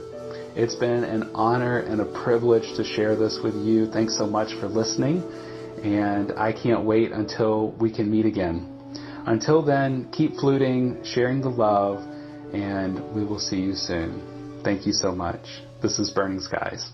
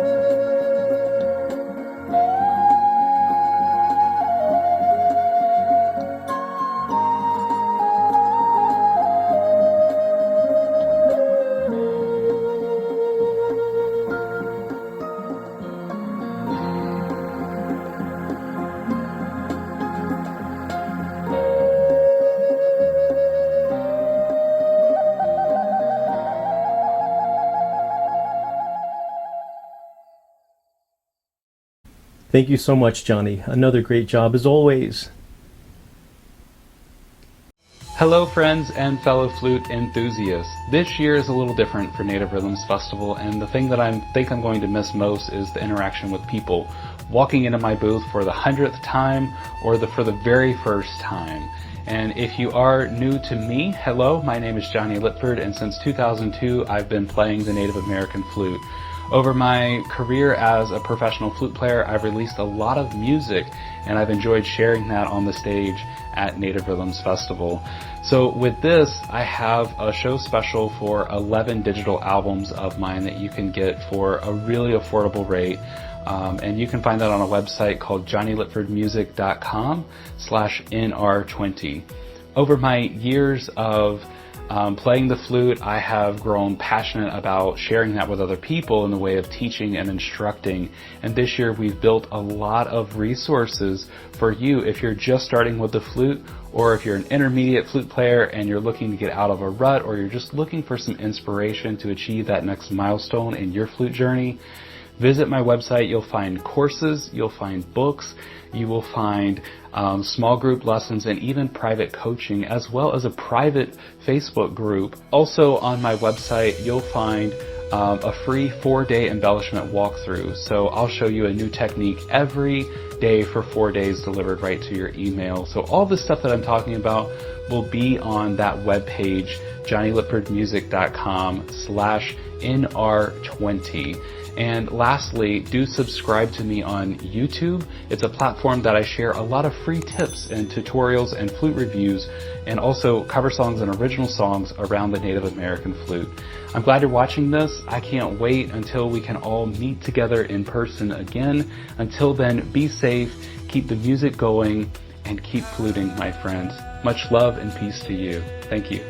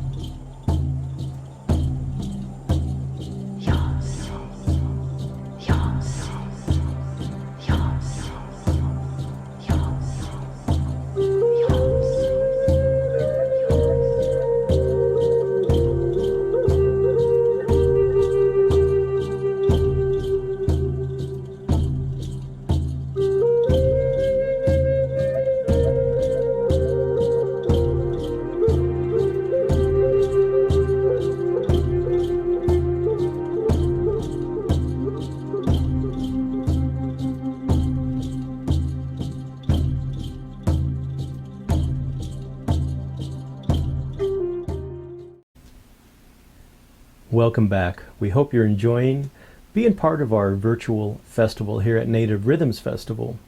So glad you could join us. Our next performer, Billy WhiteFox Stahl, is a Native American of the southeastern Muskogee Creeks.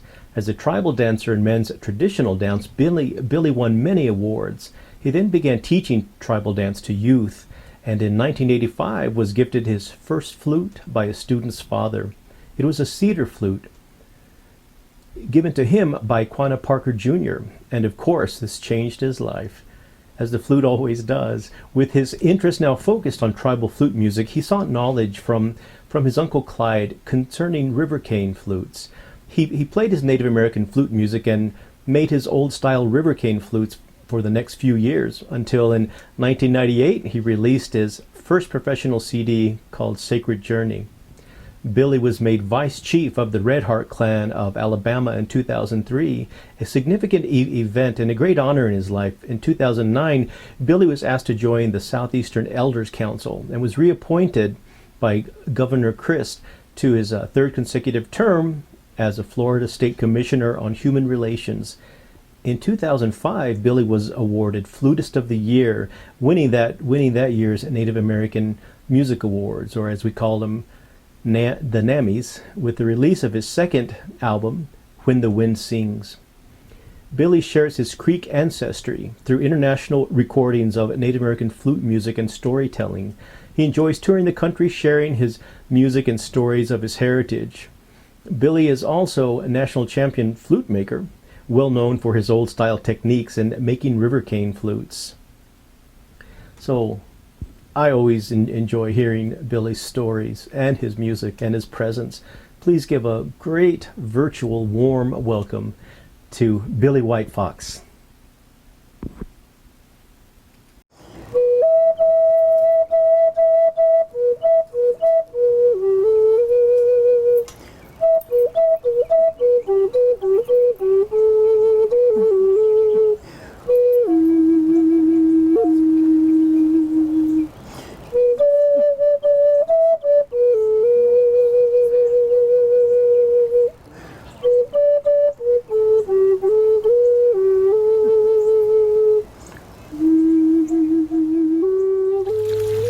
He says Stung Doe, Billy WhiteFox, and we were missing being at home at Native Rhythms with all of our family and friends.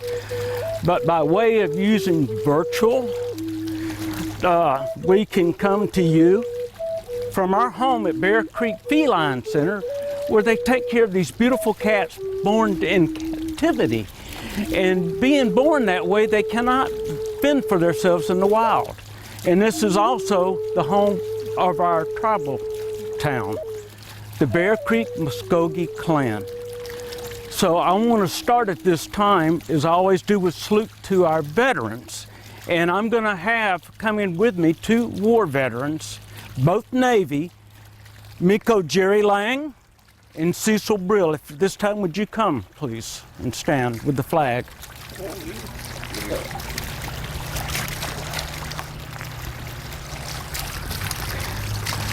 A story goes with this, and it's going to use 2 flutes. Talking about one of our young warriors serving overseas in Iraq on a rooftop. And he was questioning him, what are we doing here? Why are we here? Because his job was sitting on a rooftop, watching the streets below, making sure the enemy weren't laying the landmines out for our troops to run over the next morning. But not only them, but the innocence of the children playing in the streets that would run across those mines. And that was weighing heavy on his heart.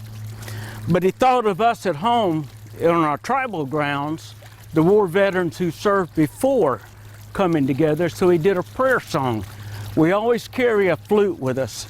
And the story goes like this. He started with a prayer. Izagi Missy, our Father, Master Breath, protect my family at home. Take care of them as they go into the circle around the fire, and let our ancestors come be with them. Then he did the call of the eagle.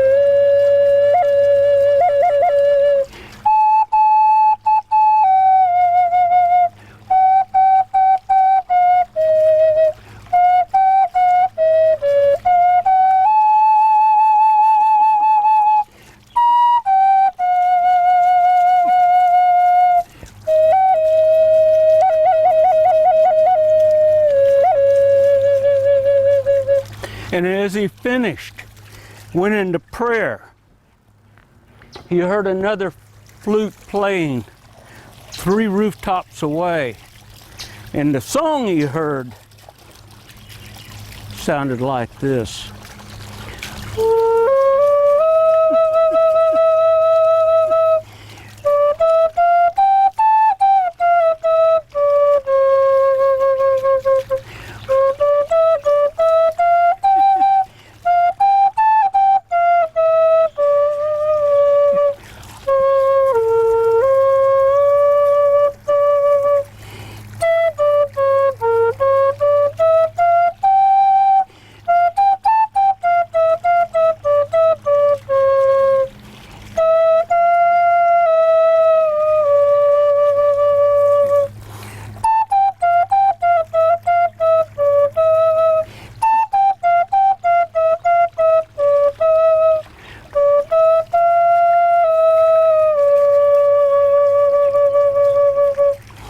And he heard, "Thank you, my friend, for the gift of your flute. I too sing a flute to my grandson at night."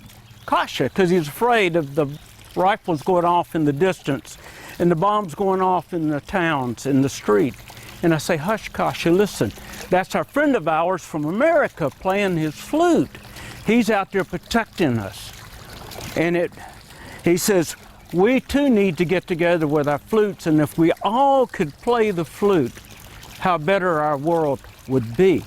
So he brought home to us this story that I get to share with you. And he said, "You know what a true warrior is? A warrior doesn't just take care of his own children or the elderly. He takes care of all children and all of the elderly, those who cannot take care of themselves." And being this is Veterans Weekend, I want to honor all of our war vets. And please, if you see a veteran close to you, give them a hug. It's worth more than $1 million, and say thank you for your service. This flute goes back. Thank you for your support and for your services. Honored to stand with you both.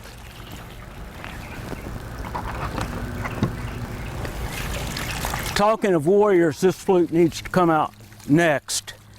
It's not just a flute, it's actually a spear.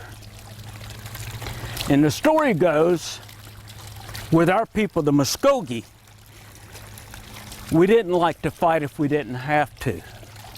But we would defend our home, our children, and our family. A holy person of our tribe would do prayers to keep us all safe. He would start with the morning prayers and the evening prayers. Grandmother would teach our children the same prayers. But this was short to be carried on the back of a pony, because when the word came in that they were strangers coming close to our Talofa, our tribal grounds, they would ride out to intercept to see if they were friends or foe. The holy person would always ride at the back with his spear, and he would play a song for Izagi and Misty to protect our home, our family. It was played again for fallen brothers being brought home, whether they were the Deer Clan or the Bird Clan. He would sing over them. But it was the last song a foe would hear, because he would use it as last resorts. Because of the finger holes, it would whistle when it's thrown. And that would be the last song he would hear. And it would sound something like this.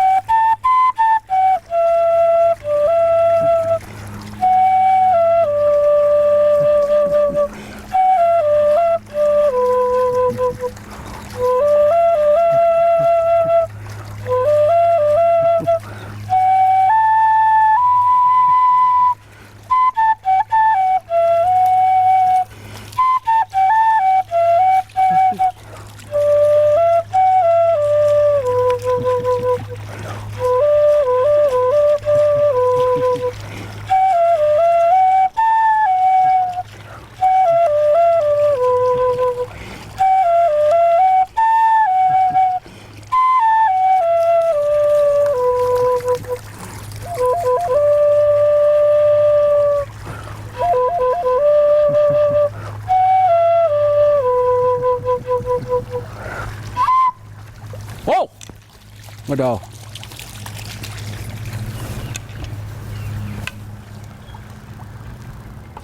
And now I'm with one of our babies out here, Raz, because it's important that we know that even the animals love the sound of the flute, the vibration, and the calminess of the music. And another great thing is right behind me is river cane that we use for making our musical instruments. What we call a giko yahagus, a singing stick. So this is a piece of cane that would come from here. All right, Raz, let's play you a song.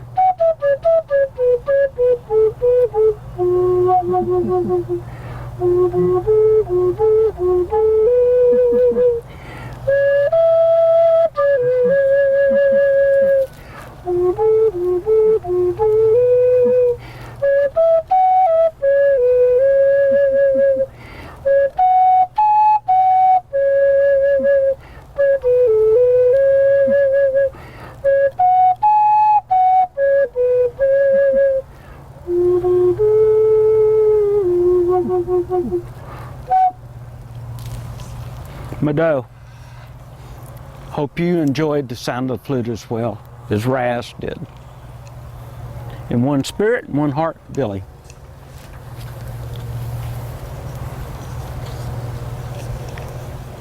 The next flute that I'm holding here and getting ready to play is a river cane flute, being southeastern Muskogee Creek.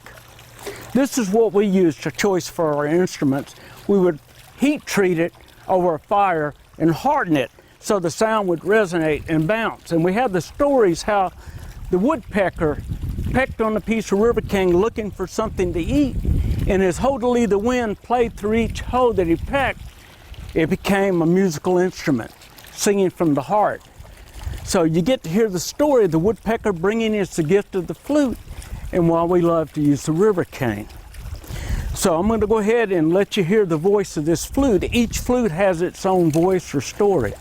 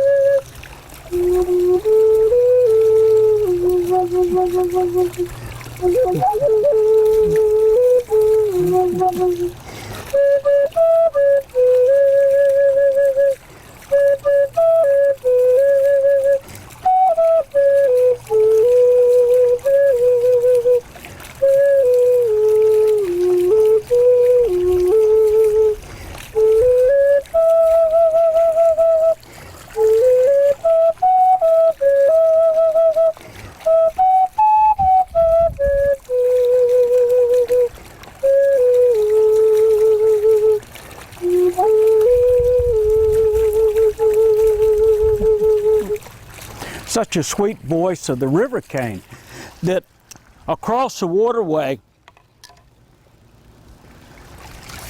the Japanese also use the river cane or bamboo that they have. And it's such a simple, ancient instrument, but has such a healing sound of the vibration.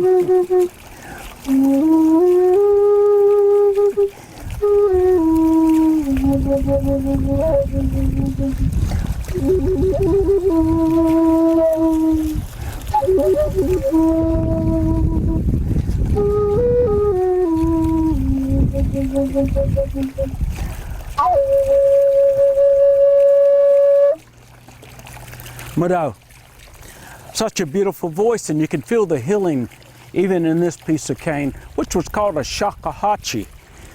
Japanese made this cane, it had a notch. I love the sound of shakuhachi. Being inquisitive, as a lot of us are, being Creek, I couldn't play the shock. So I made the first ever Native American in-blown Japanese low C shakuhachi. And it was funny that I had a Japanese elder come up with this nephew of 21, watched me perform, and he got all excited and wanted to know. He said, "Uncle says, how you know to play Japanese shakuhachi?" Everybody has a little bit of humor in them, I think. And I said, "With my mouth." Everybody laughed but Uncle. And he went on, "Uncle says that wasn't funny." I says, "We thought it was." Everybody else is laughing. And then he says, "Uncle wants to see shakuhachi." So I took it and showed it to him. And he said, "Uncle says not shakuhachi, no notch." So I asked his nephew, I says, "Do you play shakuhachi?" He says, "Oh no, they're hard. Notch on it, you have to get just right, like playing on Coke bottle, and it's hard to do." I says, "Play this one." Luckily I had two made. So he blew in it, and it's like a native flute in-blown, you can play. So he loved it, had to have it. So the second Native American in-blown Japanese shakuhachi low C is in Japan. It shows how small the world really is, that we all use the cane for flutes. But now, being Muskogee, we didn't waste anything. Let me put this down, I'm gonna pick one more up. It's where I like having the table and get everything close to me. My granny would start early in the morning on the front porch with a big old pot cooking. Now I always would tempt to lift the lid up off that pot to see what she was cooking. Really what I wanted, it wasn't I was hungry wanting the meat, I wanted the bones, what was left. And I wanted to already plot and get dibs on it and be the first one to say, "I want them bones." So I'd go out to the porch and lift the lid a little bit, and she would come and go, "Monks, don't do that. It's not ready." I says, "Humbucks, gee, I'm hungry. She says, you just ate a little bit ago, but I'm hungry, Granny. And she'd say, it's a biswa, ijo biswa, be a deer stew, or this time maybe a watonka biswa, which is buffalo roast cooking, or binwa, she'd have a turkey. Well, fortunate, this time it was a buffalo roast. And so after we finished, I got the bone before my cousin did. He only makes arrow points out of them and little knife blades out of the bone. I like to make them sing. And the only problem I have with this one, after all we ate him, is he tends to do the blues sometimes when I play. But he has a sweet voice. And I think of my granny, she was in a little old country church up in Silas, Alabama. She would go to, and she would wear an apron with her initials to remind her, I'm Muskogee, I'm tribal. And she was accepted in that little church. And she would play this song that was dear to her, and all the women, she'd sing it in Muskogee. And they couldn't tell the difference. It sounded just like them singing it in English. And it goes something like this, and you'll know the song.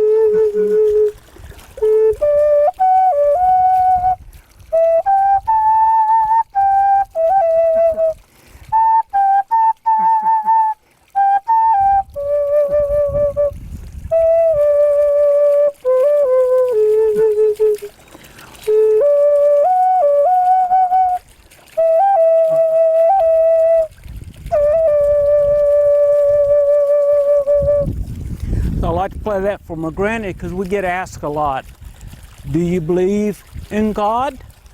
And I always answer, we believe in Izagi and Missy, our master of breath, our creator. He created us all, as well as all these beautiful cats out here, the animals and the birds. So yes, we do, and we also sing prayer songs to him all the time. So I'm gonna put this baby back and bring the other bone out of a deer, or ijo.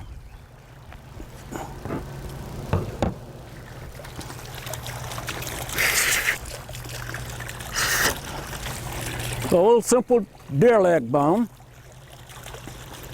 And when we'd go hunting, each of us would carry a small one because we could communicate with it and not worry about scaring the deer. Like if I got my bow and I'm sitting on a ridge and my cousin Ijoji, little deer's on the other ridge, I see something coming and I don't get it, I might go,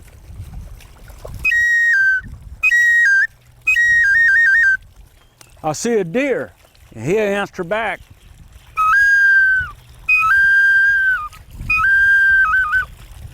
I'm waiting, I'll watch. Then you might hear, and all the deer hears is birds and crickets. He done left me, he's heading your way. Then I'll hear him go,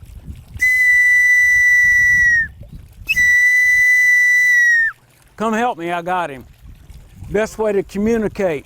We also talk that way during wartime.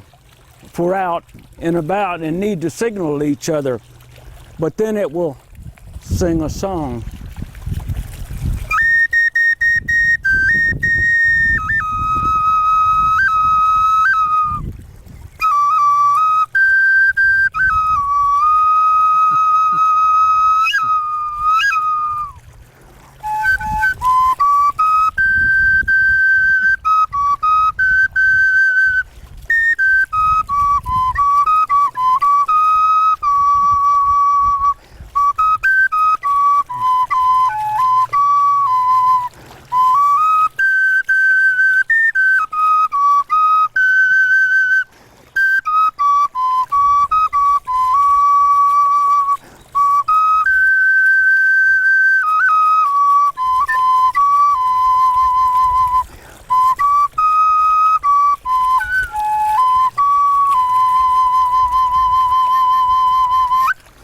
Not bad for deer, little deer leg bone, is it?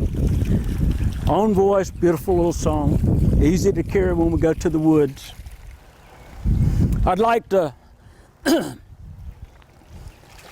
take my time right now because the flute is healing to us all. And I want to share a song by the Raven here, made by a dear friend to us all at Native Rhythms and at other places, different flute makers. Utah Farris made this flute for me, and it's got a lot of medicine coming through it right now, and I'd just like to do a prayer song for Utah and his family.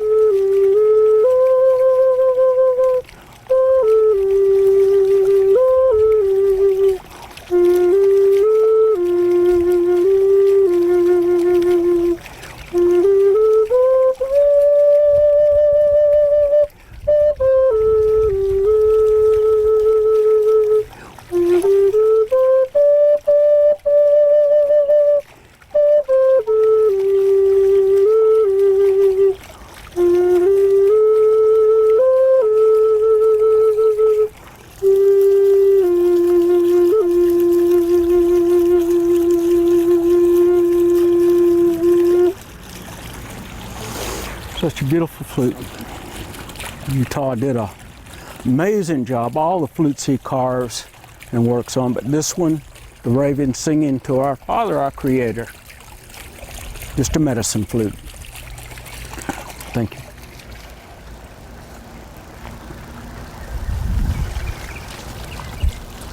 This time, I would like to take you back in time, what it would be like on our tribal grounds hundreds of years ago in this area. Getting up in the mornings and you'd hear the children running and playing as they all do. Joji, little deer, Acegidos, quit chasing me. Fuzwaji, little bird, I'm gonna tell Mom, you better quit. Then you'd hear Granny, Hokti, Hanawaji, Hoktiji. Girls and boys gather around. Lesson time. We're going to do stories and prayers. Then you'd hear someone in his lodge, not far away, doing a prayer song. And hold to lee the wind that carries our prayers. So it would start something like, oh yeah, oh.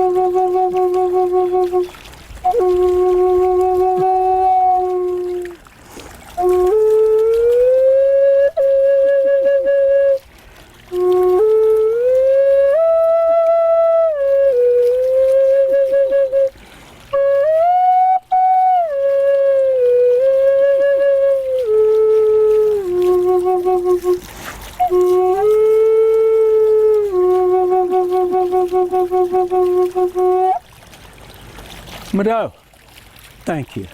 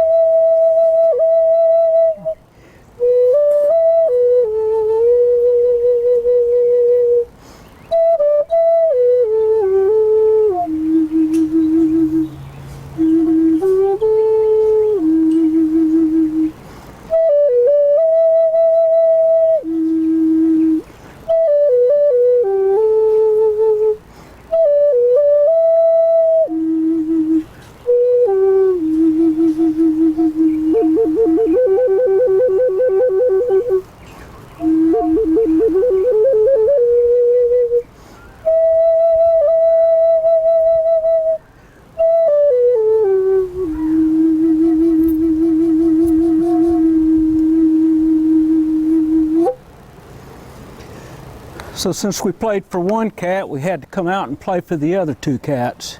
They have to have their music time too. And the flute I was playing, how stories come to us, I was deer hunting of all things. I see you, baby, come on. And this was a broken limb hanging over where I was sitting. And I just had a buck coming close to me. And the wind blew a little bit and it squeaked and the buck ran off. So I got ready again, he ran through the blueberry bushes. And I saw his antlers turn and come back. So I got the bow ready and just got pulled back and ready with him. And as he stepped out, the wind blew a little and it squeaked again. So he got away, I watched him go, and I said, well, another day. But I climbed that tree and I took this limb down and decided next time I come back it's gonna sing better. So you never know when good fortune's gonna come your way. So the deer got to live another day. I didn't get to eat deer that week, but I got a beautiful flute from the tree limb. So we always are thankful for the gifts that we give or given. Mado, I'm glad you got to visit with me and our babies out here at our grounds at Bear Creek, Muskogee Clan, and Bear Creek Feline Center, home of our beautiful babies. Thank you so much, Billy. That was really special, wasn't it? It always is. Well, after a word from two of our vendors, we will then head out to our first workshop of the festival. Stay around for that. We are at the Vietnam Memorial Wall in Blackston Park. Who's filming this, and I was on the walk down this. Now I just went down the wall here, and just as a reminder, this is 1/3 scale of the one in Washington, D.C. But there are over 58,000 names. There are over 58,000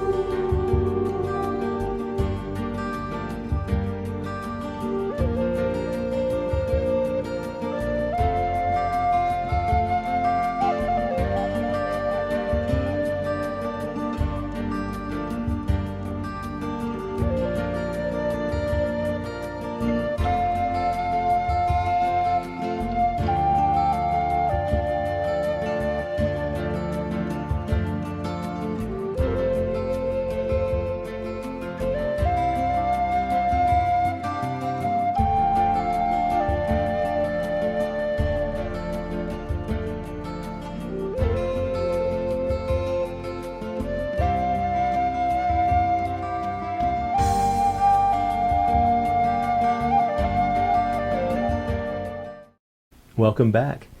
Every year at Native Rhythms Festival here at Wickiup Park in Melbourne, Florida, well, we take full use of that park. We have a main stage where all the music and performance and dancing takes place all day, all well into the night. We also have a beautiful vendor village where just beautiful flutes and all sorts of things out there for just to tempt your eyes. And we also have a workshop tent where we have all of our workshops. And these workshops are really popular. And let me tell you, the most popular one is always our next workshop teacher.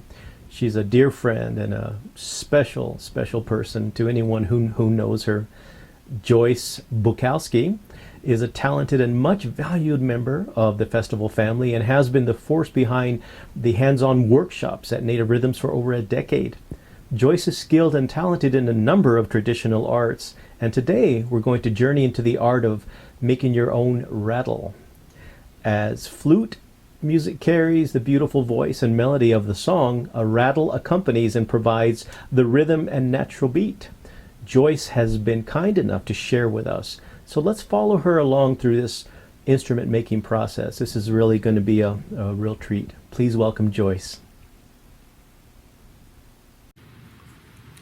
Hi, this is Joyce Bugaiski from the Native Rhythms Festival Committee, and every year I teach workshops at the Native Rhythms Festival in Melbourne, Florida. Well, this year Native Rhythms Festival is going virtual, so it's only right after many years of teaching my workshops that I do a virtual workshop. So I'm going to kind of take advantage of this, because usually my workshops are only 2 hours. And what I'm going to teach you right now is a 3 to 4 day process. So you're going to be learning how to make a rawhide rattle. And I have it set up with different stages of completion because we don't have 3 or 4 days to videotape. So I'm going to get started. I'm going to turn the camera down to the table and show you the supplies that are needed, and we're going to begin the process of putting together your very own rawhide rattle. Okay, here we go.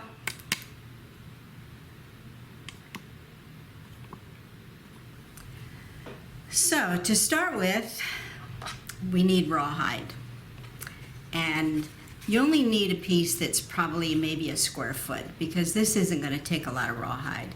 And here I already have a pattern drawn on to the rawhide, and the spacing I punch my holes because I like to punch my holes before I sew. You can either sew with a glover's needle, or you can punch your holes and use it like a crewel needle or blunt point needle.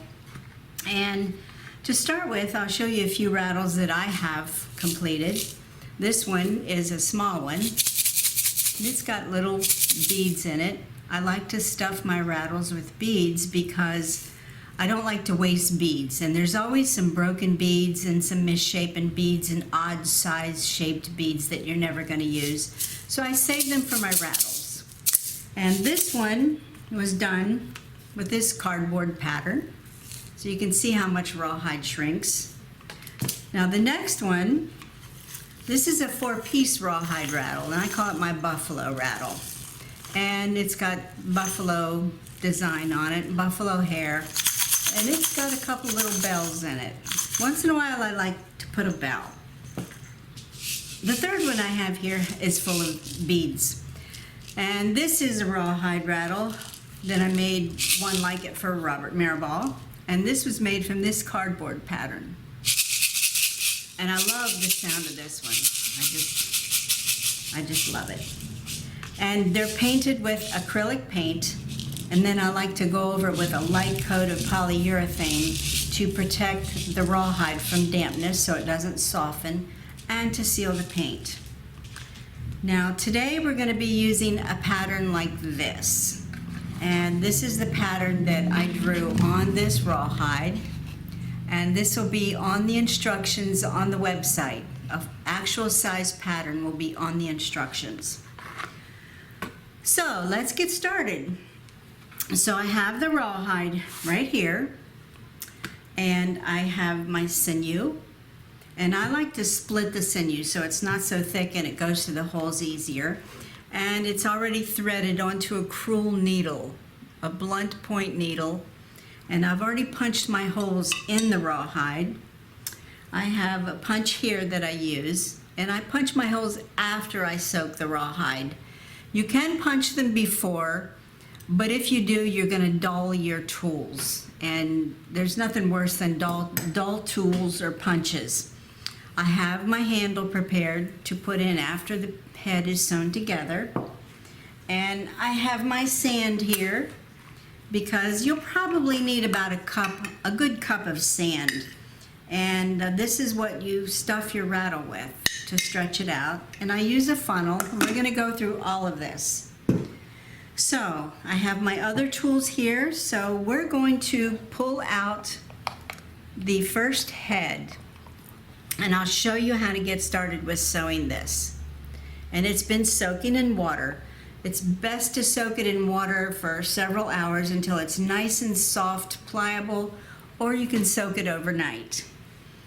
So this one, we're gonna put the heads together like this. Now some pieces will be bigger than others because some areas of the skin shrink or stretch more than others. But bottom line is you want to line up the holes and start sewing it together. So let's get this started. And okay, here we go. Let's put these two sides together. Let's get them together here. All right. So we're going to start, and this is really important, so I want you to see really closely how I start this. All right, now there's holes already in here. So I'm putting the holes, I'm holding the two pieces together. See, there's two pieces here, and they're wet. See how flexible? This is rawhide, so it's very flexible when it's wet. So I've got the pieces here, I'm putting the needle through with the sinew, I'm pulling it through, and I'm going to leave a tail on this because you want to come through this several times. So we're going to go through again because you want it to stay put. You want it to stay nice and snug. So let's get this going here. All right.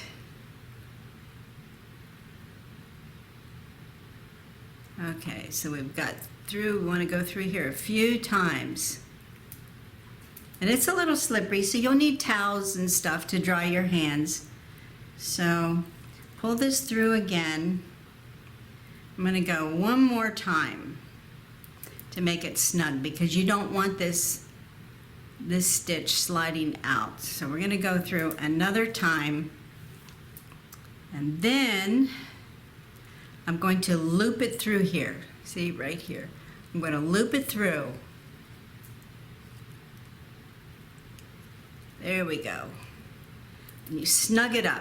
Now you want to snug it up, but you don't want to make it so tight you rip right through the rawhide. So now we're going to go around. I'm going to go through both sides of the holes. There's holes on both sides here. And it's a little slippery and a little sloppy, so just be patient. There we go. It's going through there. See how that's going through there? Both pieces. Pull it through. Pull it, pull it. Nice and snug. Okay.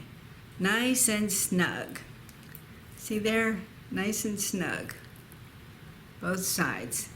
All right, so let's go to the next hole, and we're going to stitch that. We'll go around a bit, and now I don't tie a knot in the end of my sinew because when I've used up some of it, we need to get a little more end here. So, and this is about 2 yards long, the split sinew. So we're going to the next one. And sometimes you kind of feel around for the hole on the back side, because it's not always completely lined up after this soaks for a while. Because like I said, some areas of rawhide are a little bit thicker than others, and it'll stretch and shrink differently, just as it does when it dries. And we're going around here pretty good. We're almost up the neck. Now this part here is the neck. This is where the stick is going to fit in, and then you'll have your round rattle head. So the only thing I truly miss about the workshops that are live with people there is because we have so much fun. We just joke and we cut up, and it's actually better than group therapy. So let's get this one done, this next hole, and snug it up.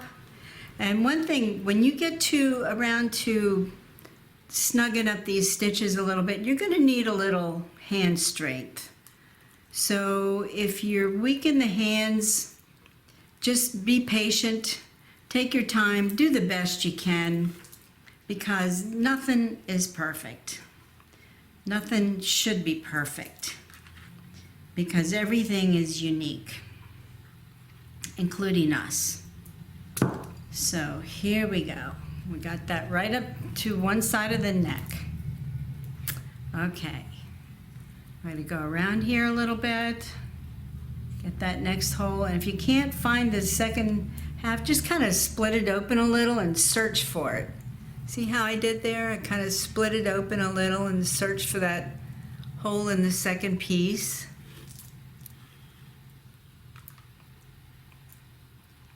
And if you miss a hole, it's okay. Just pull your sinew out and go back a little bit. It's not a big deal. Not a big deal at all. Now you see the difference in this rawhide? These were cut the same size with the same pattern, yet one stretched more than the other.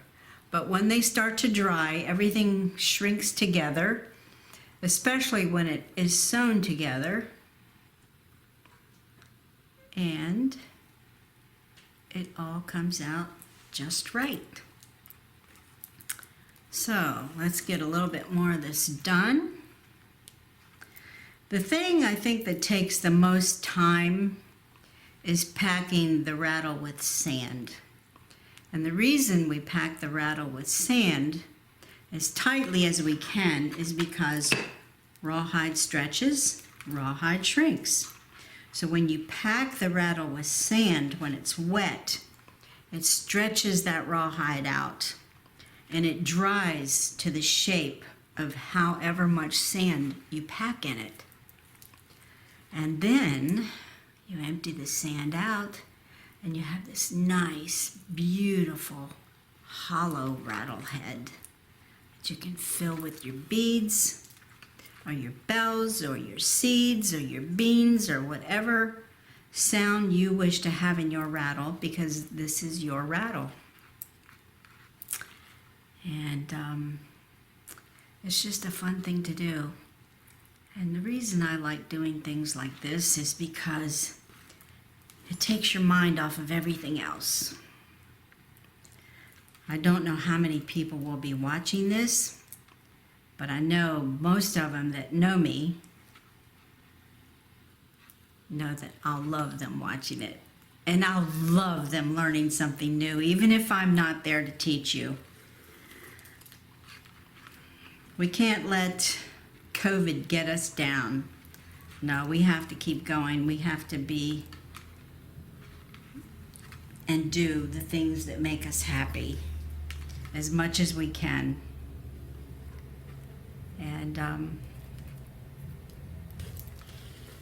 And always be kind to each other and patient. And doing things like this actually teaches us some patience, because we all need a little patience in this life right now. And I think doing things like this brings some extra beauty into the world, because it helps us express ourselves. And some of us have a hard time doing that. You know, some of us just have a really tough time expressing ourselves. So, we've got that going. Now see, I've got it stitched from here to here.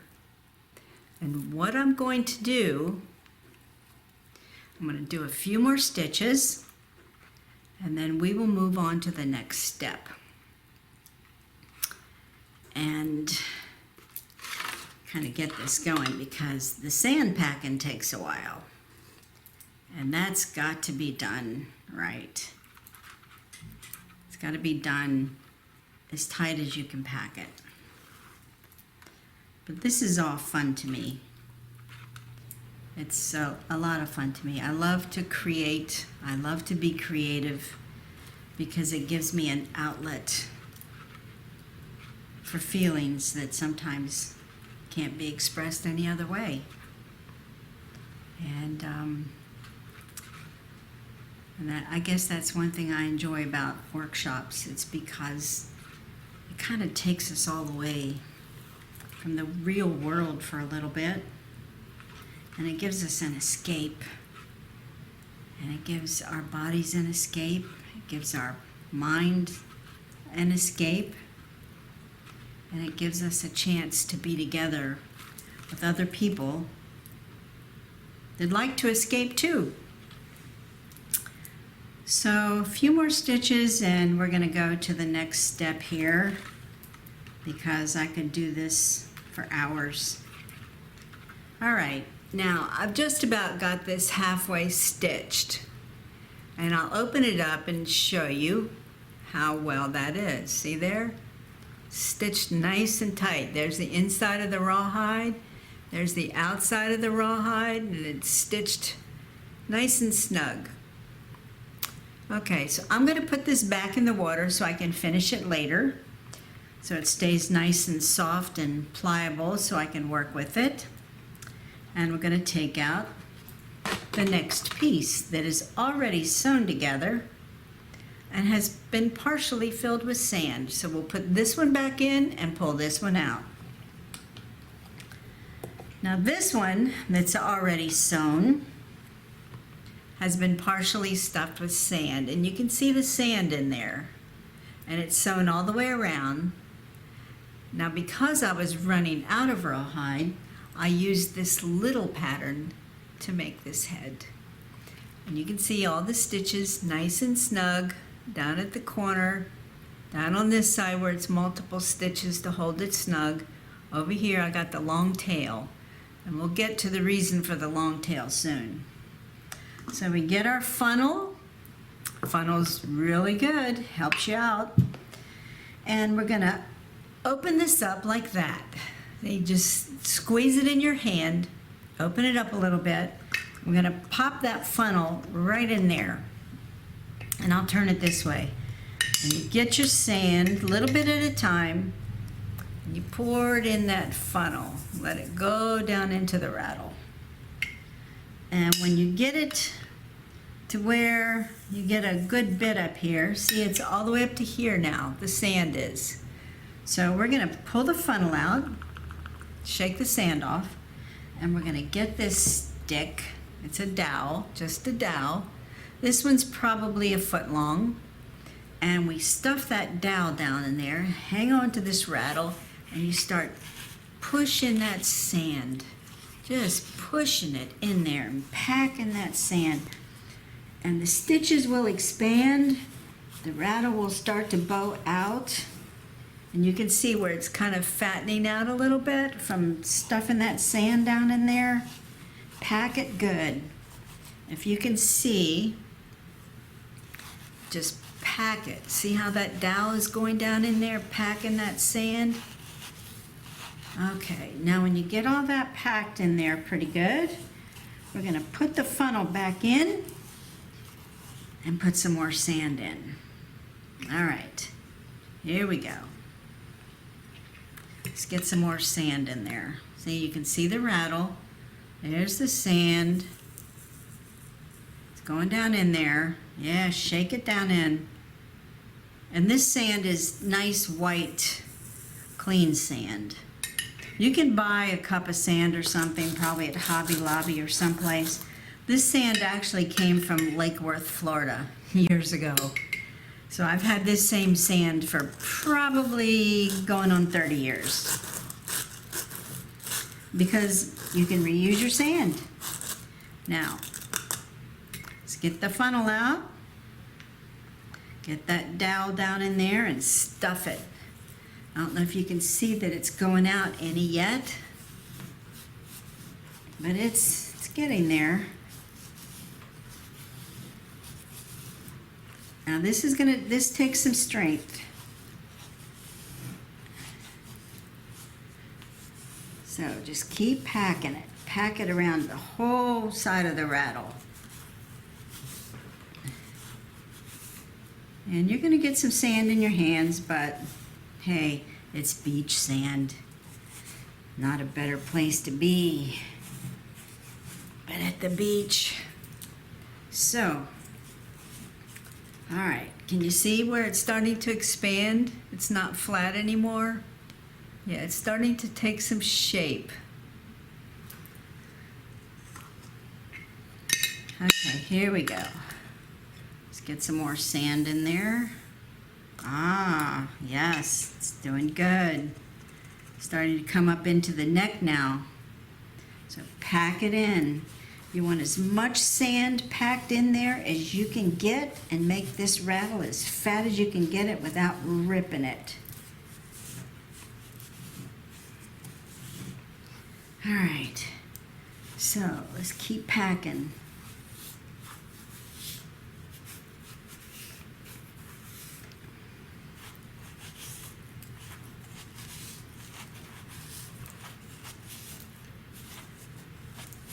I like to pack it all the way around. Well, we have ways to go yet.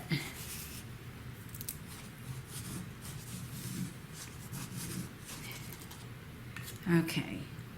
See, it's getting fatter and fatter. Can you tell? Yeah, it's getting fatter. Okay, let's get some more sand. I want to try to get this so you can see it. Yeah. Okay. Squeeze it. Okay. Here we go. Let's pack some more.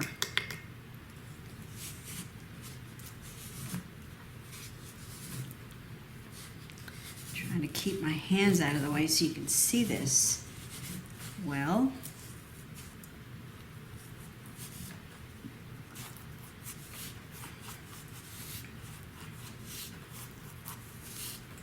I like to pack it all the way as tight as I can and as fat as I can. And if you really like doing this, you'll wind up doing more than one.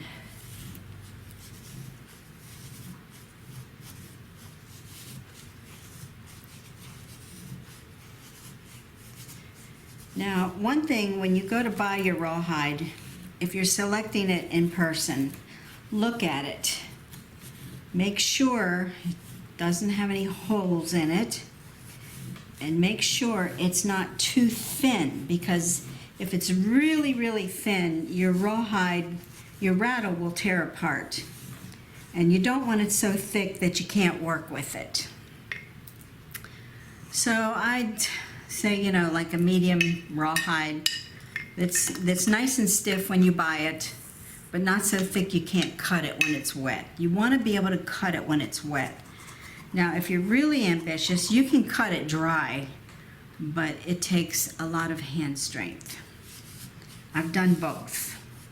I've cut dry and punched dry, and I have to tell you, it's much easier to do it when the rawhide is wet. But draw your pattern on the rawhide first if you're going to soak it in water to soften it, because once the rawhide is wet, it stretches in different shapes, like you saw the other one that we lined up. Same pattern, same size, one just stretched out more than the other when it was soaked.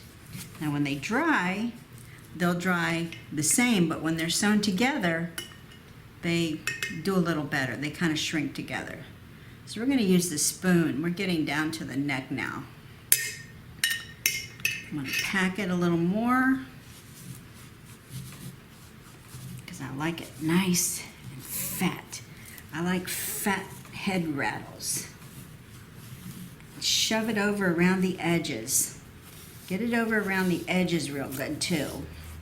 You want this good. Now, one thing I've discovered with my rattles, unless they are crushed or get wet, they will last for many generations. Now, you see how fat that's getting now? And we still have a little more room, a little more sand to pack in there because I want it as rounded as I can get it. Just a little more. All right. Kind of squeeze it down in there a little bit. Squeeze it down in there. Yeah, squeeze it, squeeze it. Pull that funnel out. All right, pack again.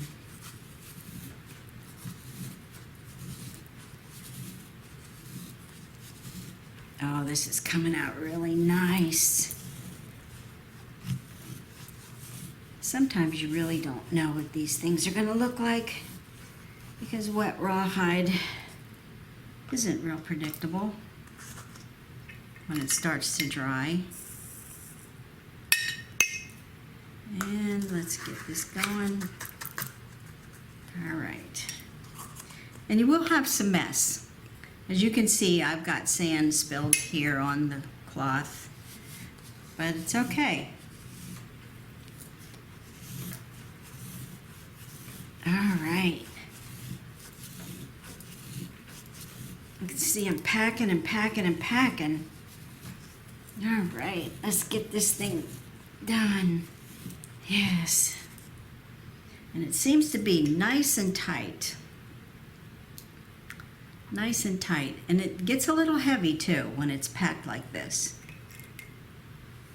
I want to pack it and pack it and pack it. All right.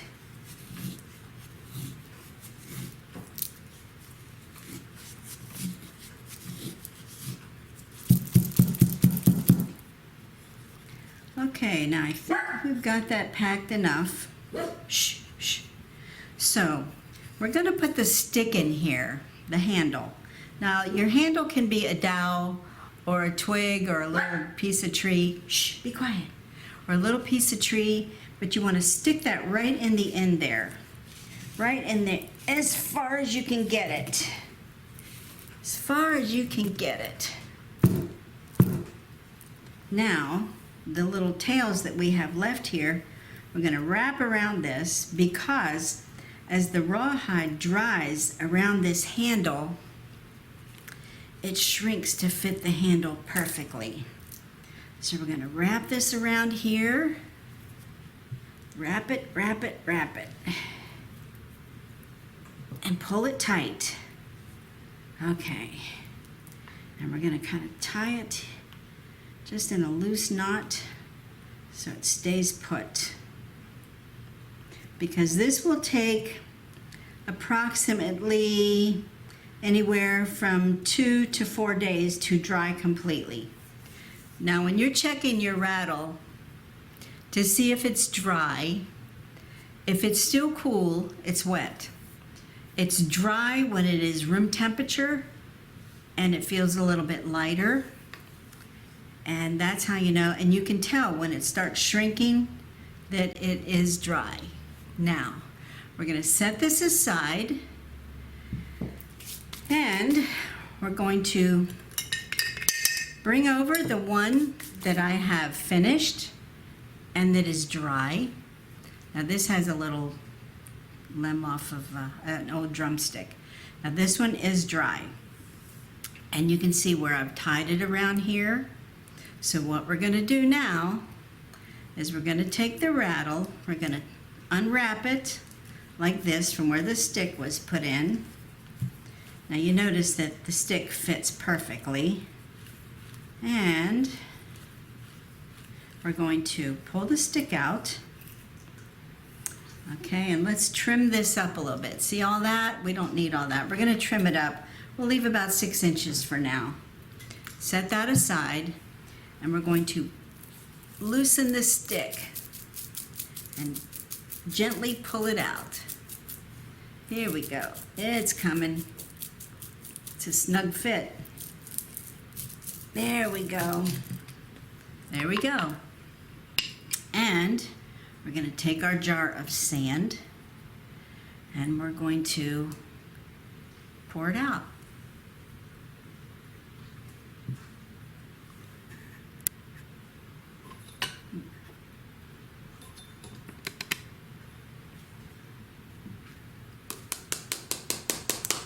Tap that sand out. Now you hear this rattle? It's completely dry. You want to tap all the sand out.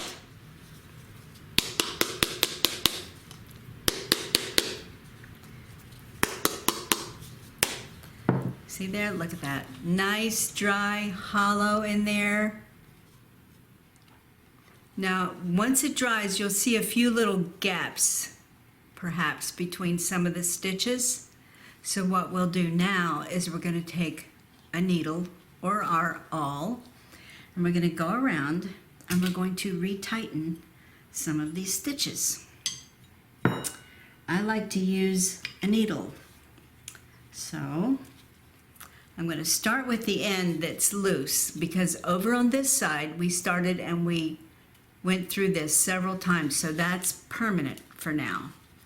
So what we'll do is we're going to start here and we're going to start pulling and tightening these stitches. And you'll see when they start tightening, you can see, tighten them up.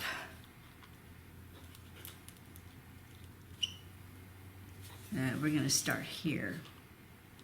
All right, we're going to start at the end where it's permanent, and we're going to tighten. All right, can you see there? See what I'm doing? I'm tightening. You see the looseness already that I'm bringing up? All right, and this will grow as we go around. All right, let's get under there. We'll tighten that. And now that we have a little more room, we can probably come in and use the awl. What you don't want to do is you don't want to cut this sinew. You don't want to break it. So, but you can see where the stitches are getting tighter. There we go. See what we're bringing up here? So that's what's getting tightened. Okay. So we go all the way around this rattle. All the way around. Okay. All the way. Every stitch you want to tighten it up, because that brings the rattle head pieces closer together so your beads or your seeds don't try to sneak out. Okay, we're getting there.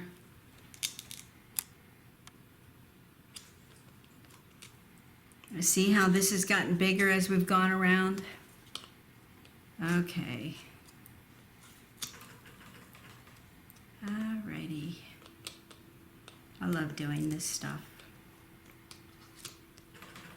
Sometimes it's just so peaceful and kind of clears your head of things.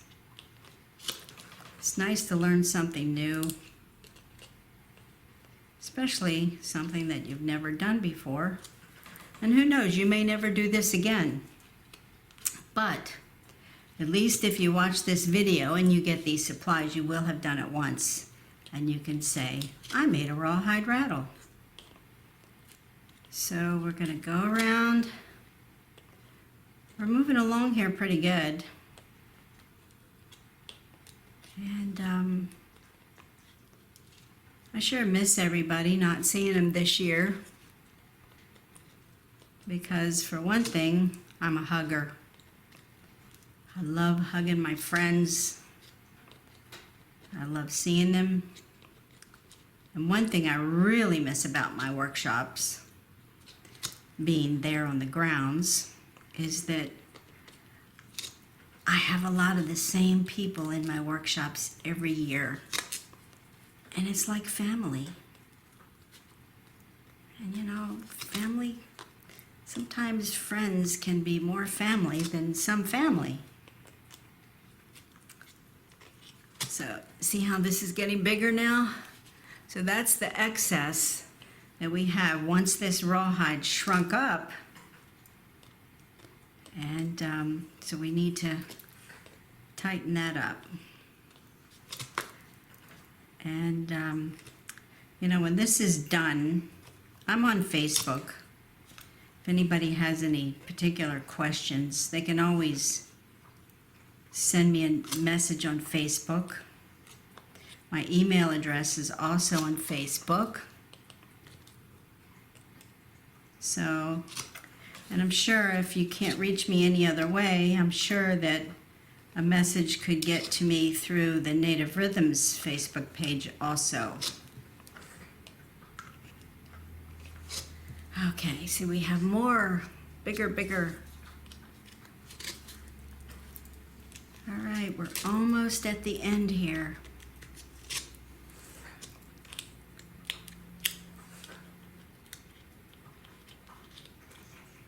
I get so anxious when I'm making a rawhide rattle because I want it done now.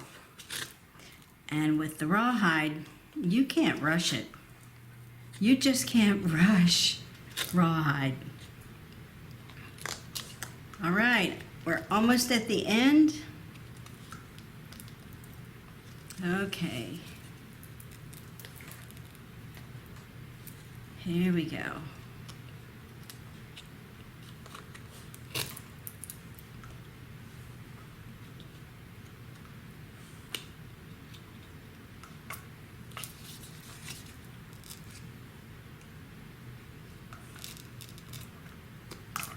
All right, here we go. So, now we're going to put some beads down in here. Now if it doesn't come out perfect, like right down here at the end where I kind of snagged it up and broke it, it's okay, because this part of the handle will be covered. So we're going to twist that up, and when we put the handle inside, we're going to tuck in these ends. Now, I'm going to use some of these old odd-shaped beads because I like the sound of beads.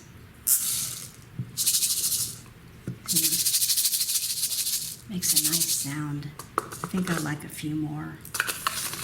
Like I said, you can put anything in your rattle that you want to.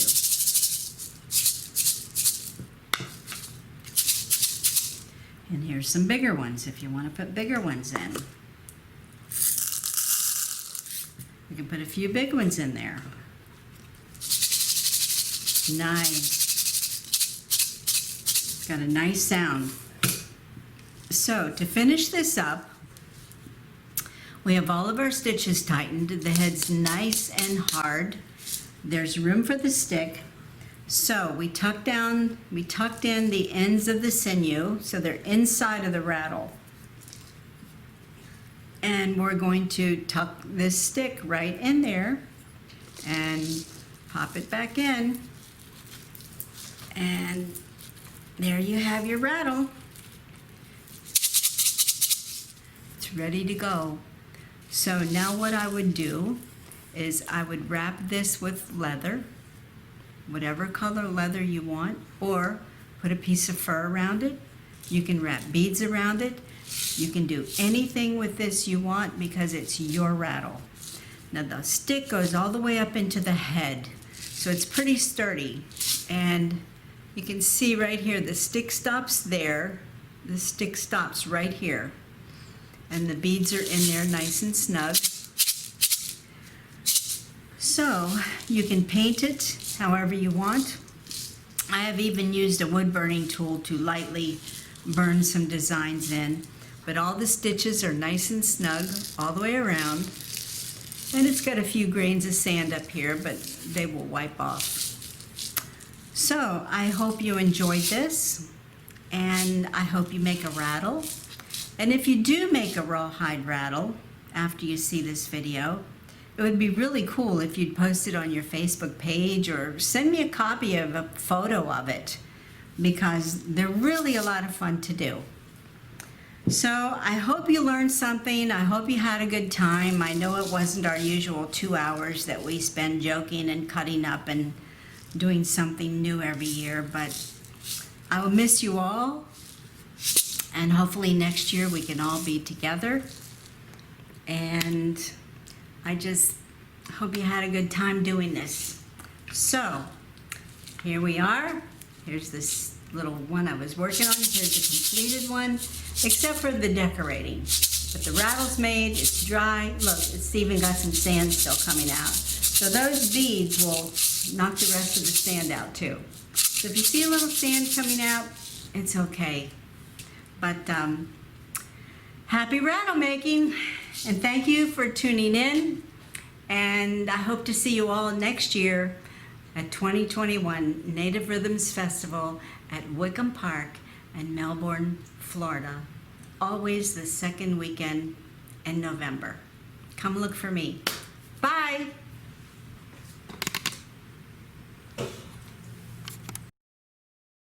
Wasn't that awesome? So now you can all work on your own projects and refer back to Joyce's instruction and how we hope to see you all next year with your very own rattles in hand. That'd be great.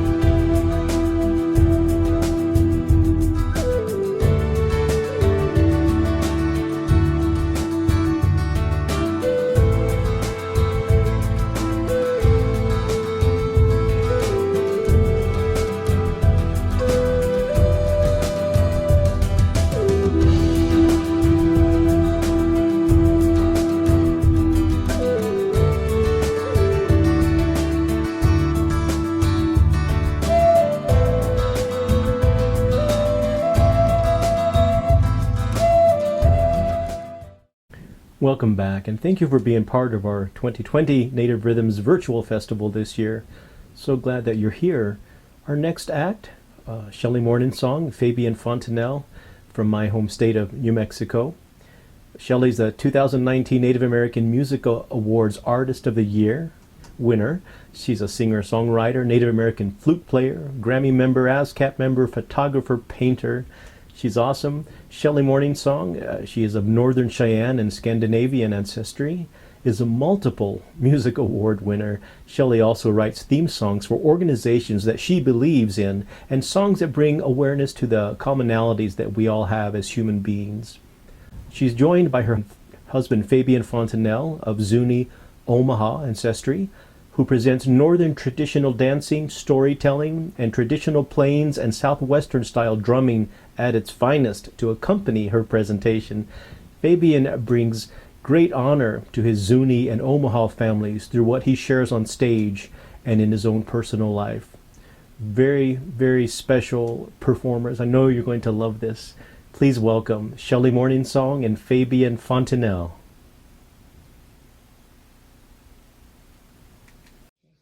Hello everyone, my name is Shelley Morningsong, and thank you for joining us here at the Melbourne, Florida Native Rhythms Festival.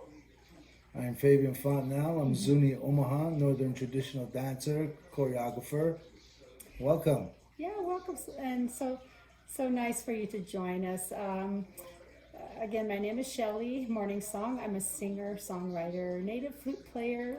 I love to write and sing Native contemporary music, and normally this time of year, Fabian and I would be with you in person at Native Rhythms in Melbourne, Florida, and you would be seeing our program, which is myself presenting Native contemporary music, playing flute and singing, and Fabian comes out and dances to some of my songs, and he also does some presentations of his own, which is traditional drumming and traditional Native American dancing. So proud of Fabian. Thank you. And this is Fancy. She's part of our family, and so if we were seeing you in person at Native Rhythms, you would be meeting Fancy. She goes with us wherever we go. She's our little girl, and her name is Fancy. So thank you so much for joining us. We hope you enjoyed the program with so many wonderful artists. We're so proud and so honored to be performing through this festival alongside some of the most talented men and women, and hope you'll enjoy our video that we put out there for the Native Rhythms. We also have a merchandise ad that we put out there as well for some of our merchandise. And did you want to add anything? We're just so feel so blessed and honored to be part of this, and we're so grateful to be able to share Shelley's music, our songs, our traditional dances with you, and just to give you a better insight into who we are and where we come from. And we live in Zuni, Pueblo, Zuni, New Mexico.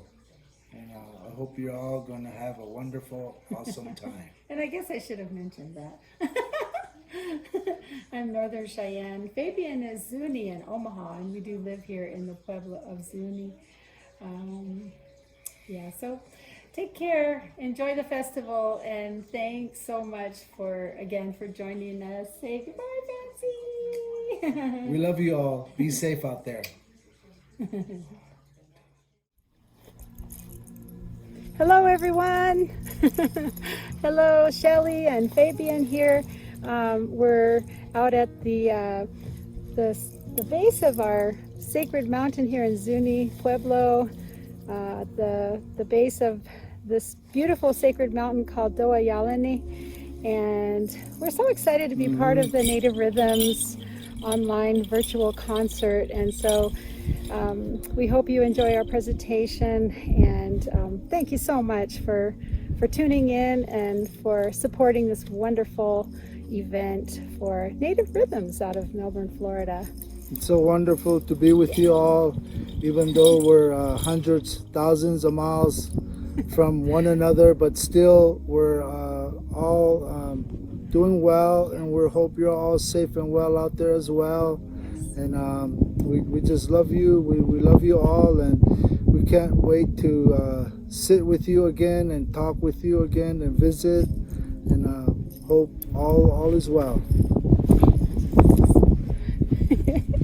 Okay. Thanks, everybody.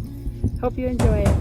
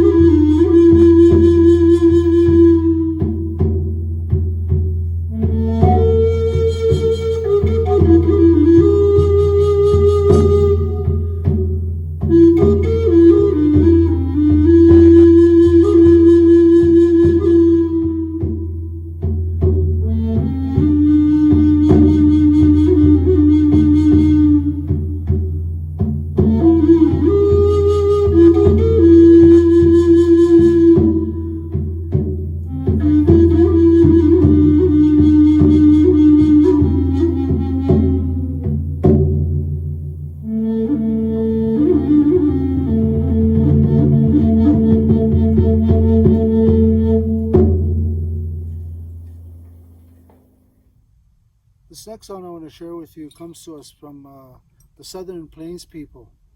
From what I know of this song is that a gentleman by the name of Old Man Anderson from the 1880s composed this song. And he was from the Tonkiai and the Osage people. And just to name a few of our southern relatives from the southern Great Plains, the Comanche, the Kiowa, Ponca, Osage, and just to name a few. But this honors our women. It's a woman's song, southern buckskin, southern cloth song. And the women are the backbone of our families, of our nations, our mothers, our grandmothers. So I would like to honor all the women with this song.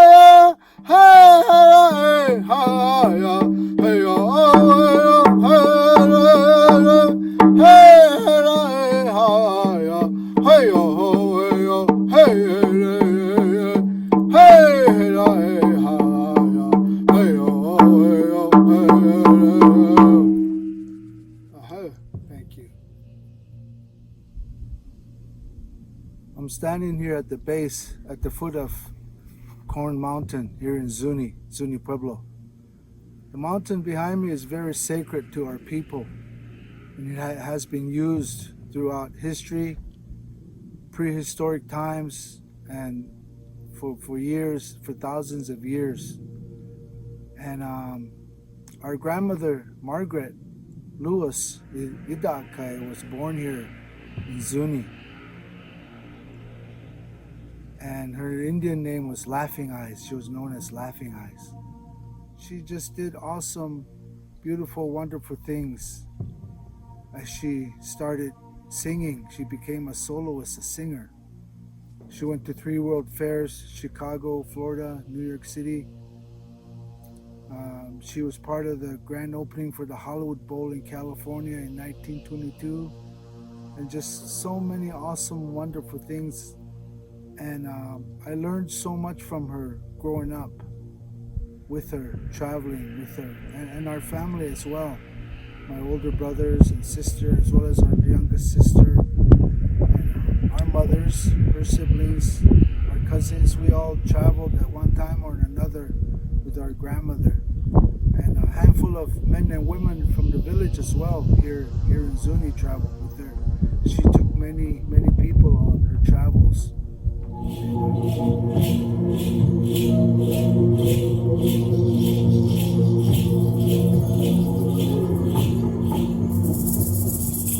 Wind blows softly on my face. I feel but cannot see a power greater than myself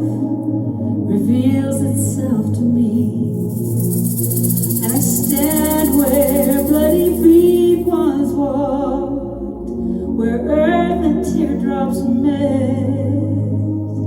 In this quiet place, so long ago, creation surely wept. For we are one with every living thing, from the greatest to the small. To desecrate one sacred life brings destruction to us all. Everything is one thing. Everything is one thing. I feel what you feel, and you feel what I feel. Everything is one thing. Look up to the heavens to see a mystery unfold. A million stars like diamonds, with stories to be told.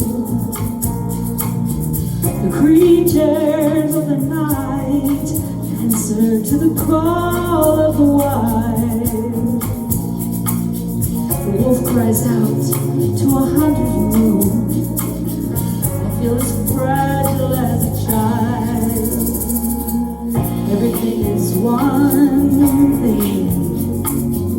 Everything is one thing. Everything is one thing. Everything is one thing. I heard when you heard, and you heard when I heard. Everything is one thing. Wind blows softly on my face. I feel but cannot see. Power greater than myself reveals itself to me. Everything is one thing. Everything is one thing. Everything is one thing. That means we're all connected. We're all related. We're connected to the stars in the sky, the universe, and the earth that we stand upon. I heard what you heard, and you heard what I heard. Everything is one thing.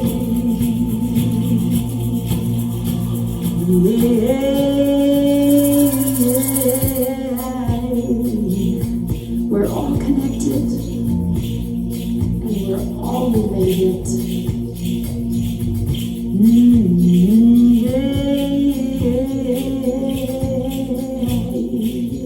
Everything is one thing.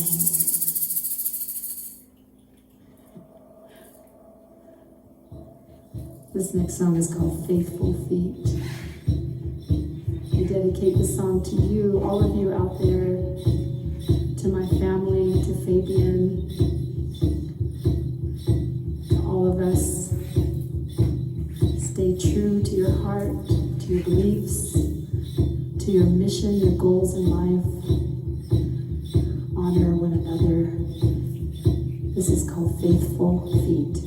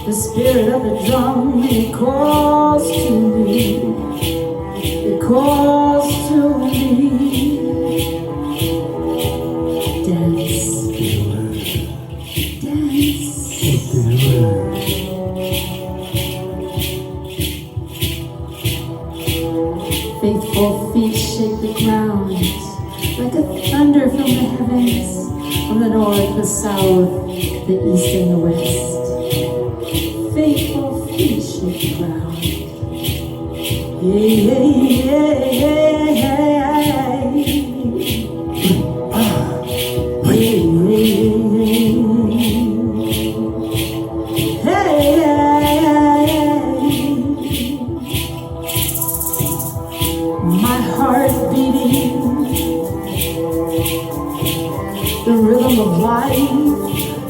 I am a child, I am a woman.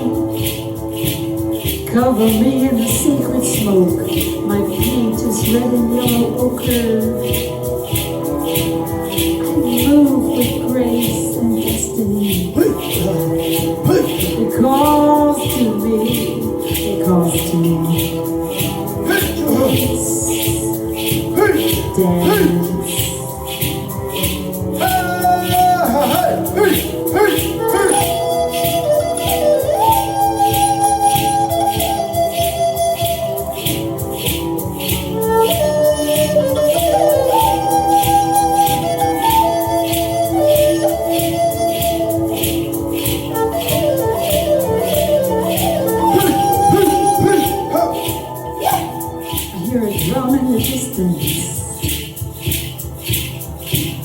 My feet move to a sacred prayer.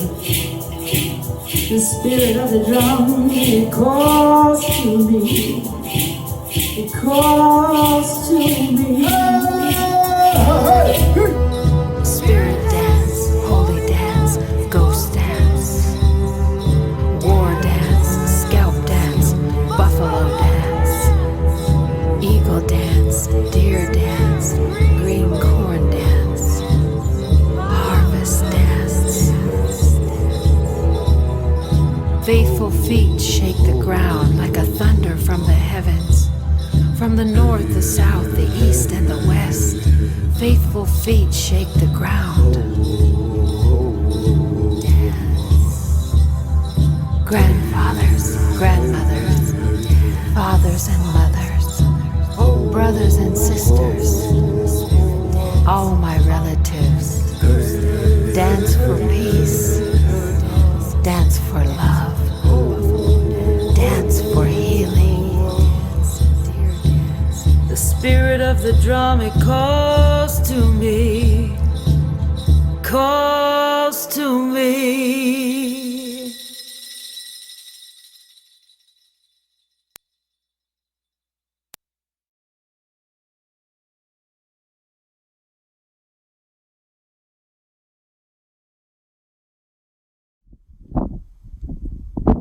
Greetings, everyone. My relatives, family, friends, and everyone that's contained in this world, in this earth of ours. I just want to thank everyone for being so awesome and supportive of one another, and in so many ways, not just small, big, but again in so many ways. And there's so much people, there's so much things that need to be done, and things that need to be taken care of, and in time they will be taken care of. Things will get better. We'll all be able to come together again, to be close again, and to hold on to each other, to hug one another, greet each other, and laugh and share and all those things again. And not that it's happening, but we'll be able to do it together again. But hope everyone's safe out there. Stay safe. Have love and respect for each other. Look out for each other. Take care of each other. And hope you're all having an awesome, wonderful day.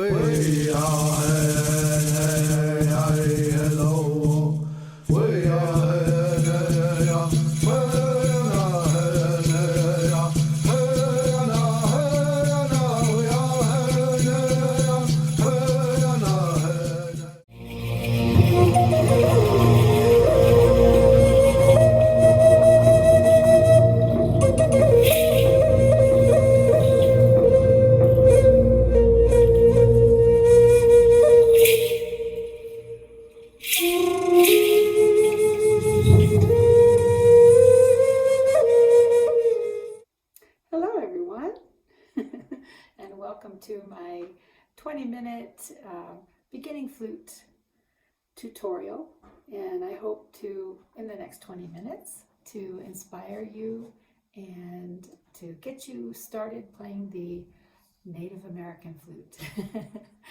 And so thank you for joining me. Yes, so wow, just to give you a little information and history about myself. My name is Shelley Morningsong, and I've been playing the native flute now for about 17 years. I taught myself how to play this beautiful instrument many years ago, 17 years ago, mostly working in the Grand Canyon, as a lot of you know who have taken my beginner class courses. I left such a beautiful memory for me to think about when I taught myself to play this instrument, and used to work in the Grand Canyon.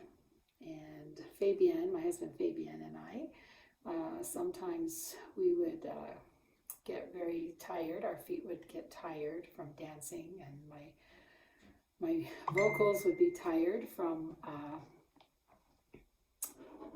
singing, and I needed a break after 6 hours. So I kept bringing my flute, and I decided one day to just start playing my flute to give us a rest. And I wanted to learn how to play, and I was a little shy about it, so I just decided to dive right in, and ended up playing 3-4 hours a day, sometimes for maybe a week or two at a time, just to give us a break during our performance time there at the Grand Canyon. So I taught myself how to play it, and so I just want to encourage you that you can learn to play this wonderful instrument. I never had instruction, which I wish now that I had known there was, but it's okay. I struggled for a while, but I found my way, and I believe that I was meant to play this instrument. I love music. I play many instruments. I'm sitting in my studio right now, play many stringed instruments and so forth, but the Native American flute is the most special and most wonderful instrument to me. It's a heart instrument. This is a medicine instrument, and it's brought a lot of peace and healing to my heart, my soul. It's wonderful for my meditation times, and I love to play it in our shows as well. And so I just want to encourage you to be patient as you embark on this journey. Be patient with yourself. It takes time. It took me time in order to get strong in my fingering and my breath. So be patient with yourself. The Native American flute is thousands and thousands of years old, and there's so many tribes that have different stories about this instrument. In my family, the Northern Cheyenne people, we believe this flute came from our people thousands of years ago.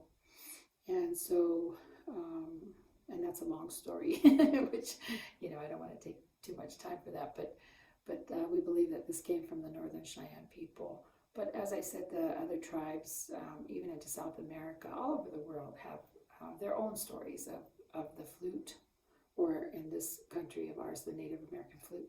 So, all right, so let's get started. I want to say that probably the most challenging thing about learning to play the native flute is finger placement. Once you finally conquer your finger placement, and as you play, you'll gain strength in your fingers, and once you are able to place your fingers over the holes correctly, you will be on your way. This is the part that takes time.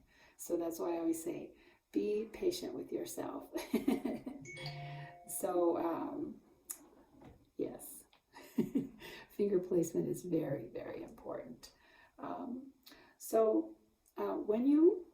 When you play your flute, you want to make sure that you rest the mouthpiece on your lower lip, and your upper lip comes over the top of the mouthpiece, and just in a very gentle way. And this goes for your finger placement as well. The tendency is to just grip it so tightly, but you want to cradle this instrument. This has to be a very relaxed hold, although you are going to, as I said, make sure that your fingers are placed, the pads of your fingers are placed over the holes so that they're covering correctly, but holding the flute in a very relaxed manner, and putting the mouthpiece to your lips in a very relaxed manner.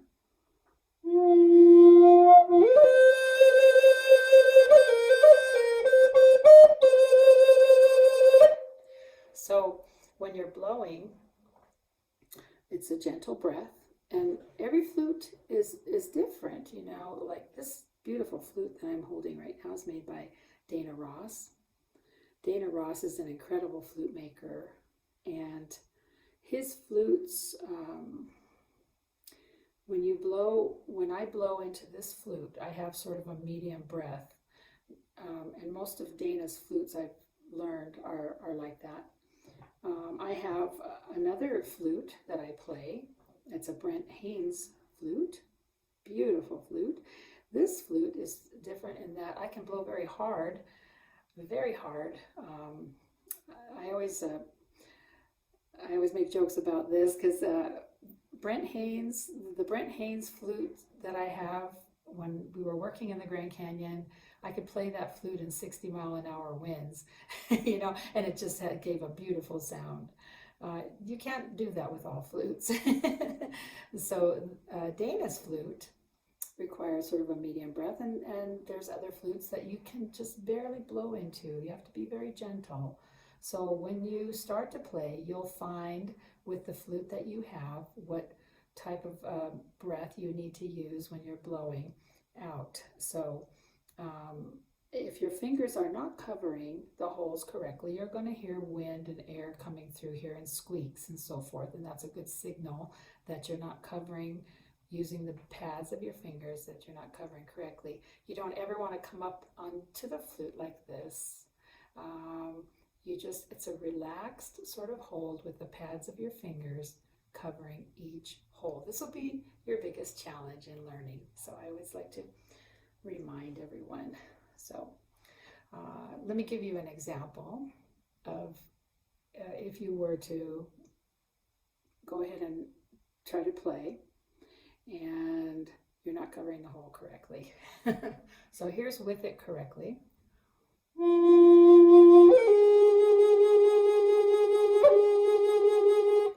And here is if air is coming through.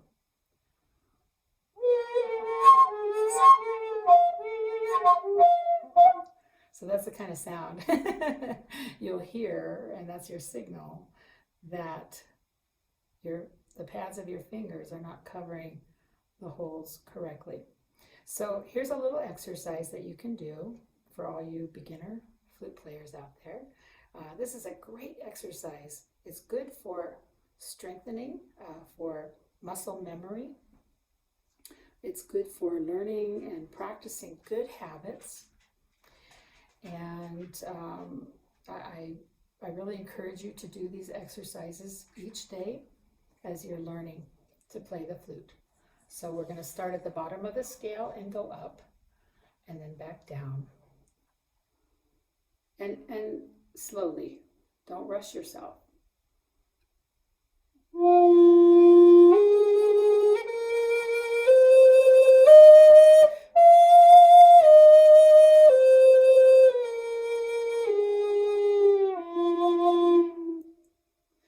Also,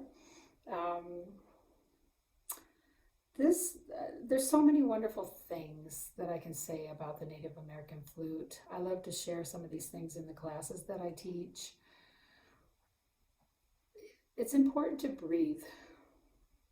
I know in this day and age, we have so much stress in our lives, a lot of stress in our lives. And sometimes we forget to breathe. And playing the Native American flute will really help you with that. It's important to take deep breaths when you're playing.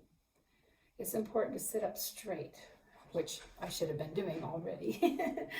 Sit up straight, put your shoulders back, you know, and take a deep breath before you begin to play. In fact, before you begin your practice session, it's a good thing to just sit and do some deep breathing. Just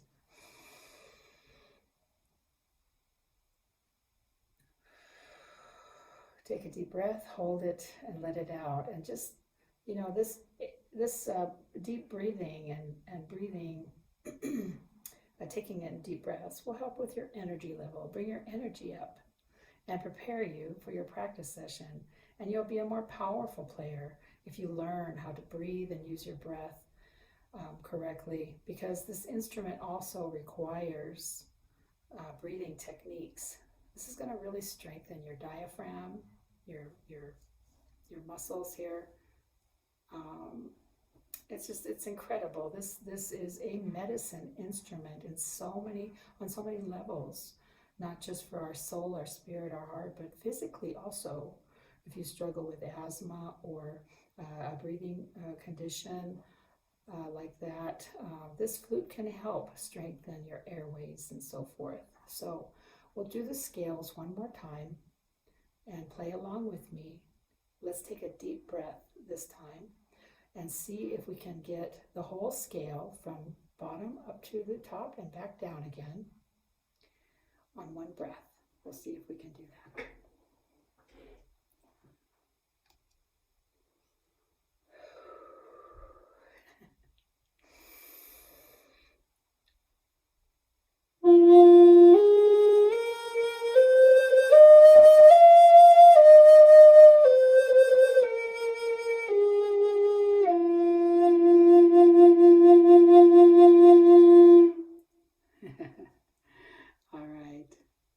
So as you're letting your breath out to play the scales, you're controlling your breath.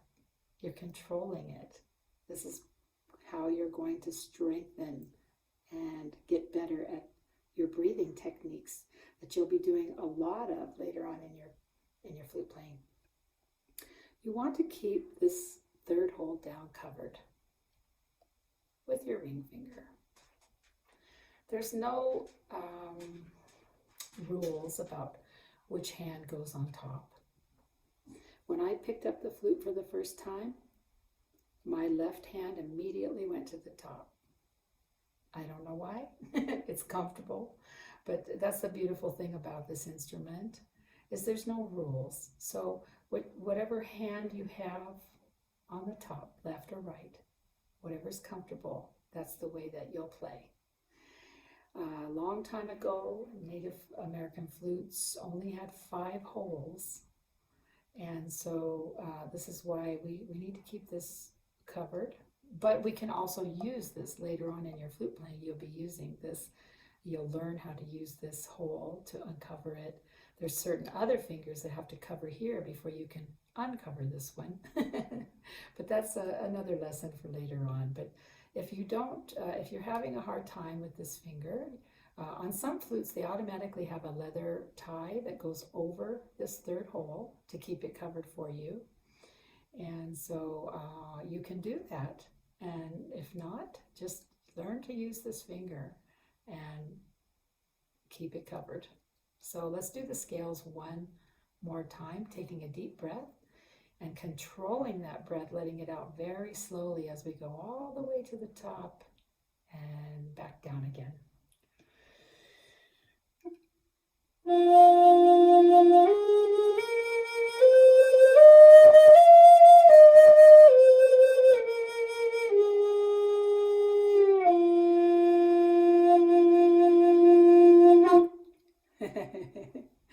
I still had a lot of air left in there, so yeah, so I really want to encourage you, you know, again, be patient with yourself. And a lot of my first-time students, we squeak a lot, and you know, it just takes time to develop that finger memory, muscle memory, and covering the holes correctly.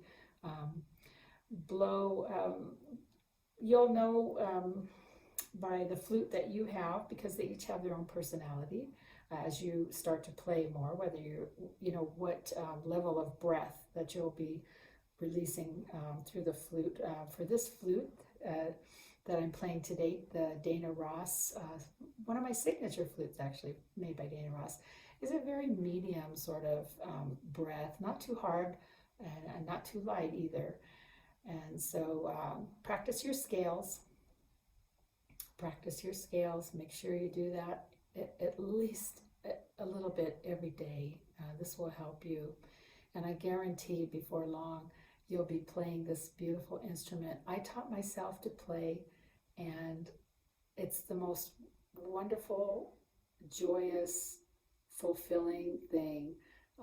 And I'm just so glad that I got over my shyness and just grabbed this flute and just started to play it. And there's so much more, but I don't want to overwhelm you, you know, in this session. I do give private lessons, and I hold classes now and then as I can. Probably later on this year I'll be holding more classes again. Right now I'm got so many things going on right now that are pulling me in different directions, it's all good though. Let me think. So scales, breathing. I think this is a good place to start. Here's another just another something that you can use in your practice time. Try to play a song using just the bottom 3 notes. Here's an example.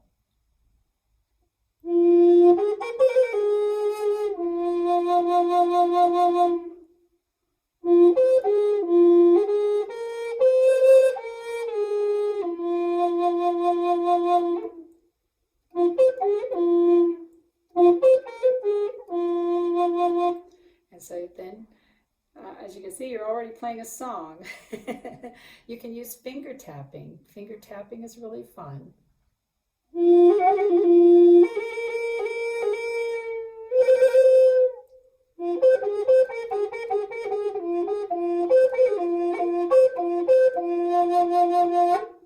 And I don't expect that you would play that fast when you're beginning, and this is just a product of years of playing and my muscle memory.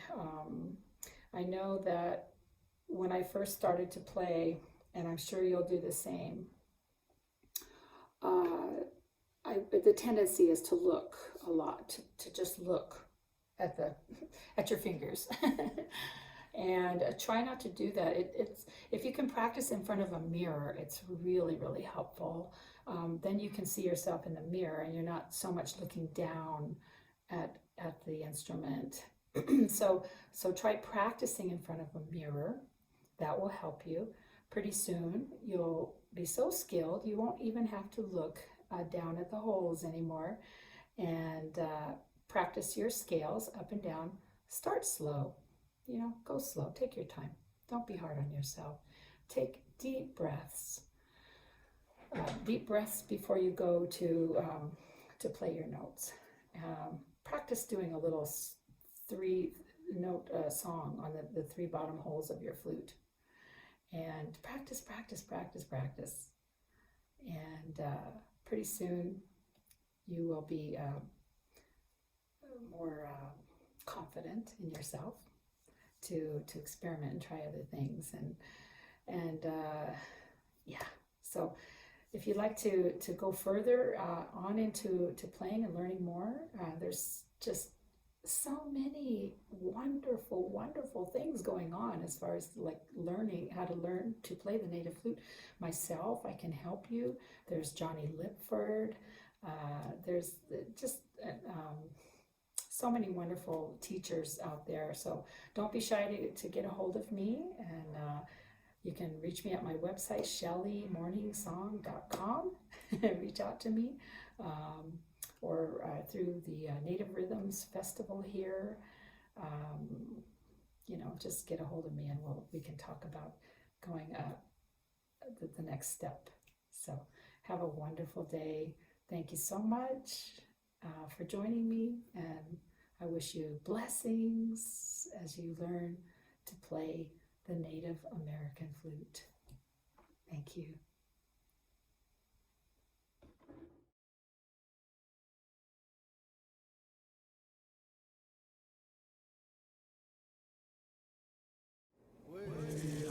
Hello everyone, welcome to our virtual merchandise booth.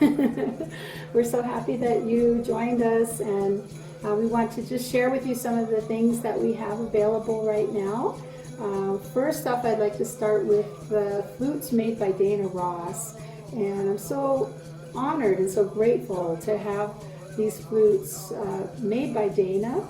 And he's an incredible craftsman of these wonderful Native American flutes, and I'm so honored to play them in our shows. We also have all 7 of our CDs available right now, including the gift packs of all 7 for $100. Otherwise, they're $20 each. The beautiful National Geographic photos of Fabian in different dance poses, and our handmade earrings. So we have t-shirts now, guys, so let us know if you're interested in that. And you can find some of these items on our website, and some of them are not on the website yet. So the website for us, Shelley and Fabian, is www.shelleymorningsong.com. You can also write to us at shelleymorningsong@yahoo.com. And we also have a Facebook page together. On Facebook, you can message us, and we're on Instagram. So whew, that's a mouthful.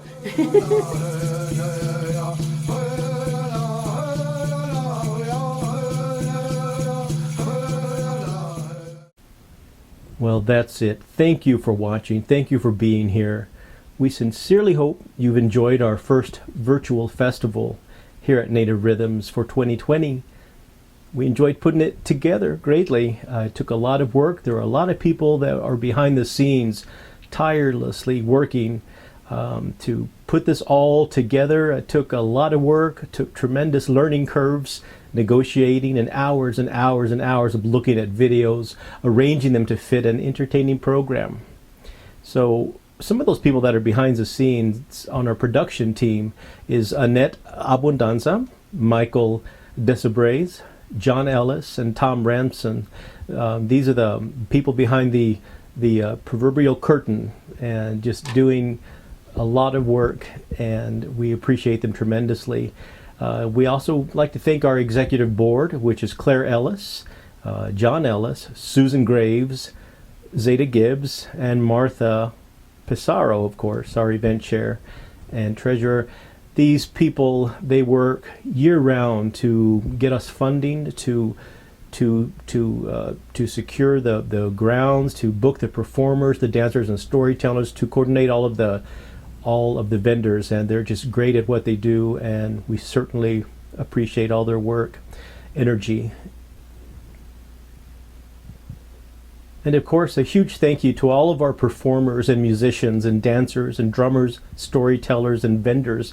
They all worked very, very hard, rehearsed and recorded their programs for you, and a lot of us are having to learn new ways to share our music and to share our talents with the world. And indeed, there's a learning curve, and it'll only get better. But it's the best that we could do for you this year, and I'm just incredibly proud of each person and so honored to be a part of it. The way you can support all of these artists is, and the vendors, is go to their websites, look at their merchandise, look at their music, look at their beautiful crafts, and maybe get a couple of extra gifts for some people this year, since you might not be able to go do as much shopping as you normally would. Also, the Native Rhythms Festival t-shirts are available on the website. So get several for you and your friends, of course, too. I have a ton of them. And we thank you all for your support. We always aim not only to just entertain, but to educate about Native American culture and tradition and music. So this is Native American Heritage Month, and so we're just glad that we could share it all with you. So we thank our sponsors and our supporters at every level, and there's a list of our sponsors, of course, on the website too. The Native Rhythms Festival, it's a family, and we all look out for each other. We're all checking in on each other constantly, and some of us, we only get to see each other once a year. So we always look forward to that, and really just try to maximize it all too when we do get together. But every year it seems like we lose several people, and so we always take a time, at least on stage, we always take a minute of just silence to remember all of those people. And this year, unfortunately, we had to say a sad goodbye to our master of all things sound and lighting related, and also a very good friend of mine, Bruce Ivinsky, who passed away this year. So miss you, brother. May you rest in peace. And we know that you are now providing great sound and stage to the heavenly choir.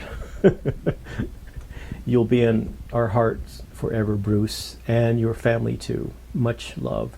So listen, everyone, please stay healthy so we can see you all next year. We appreciate you all. We value you all. We just thank you for spending part of your day with us. Much love. That's all I can say. So signing off from Las Cruces, New Mexico, I'm Randy Granger.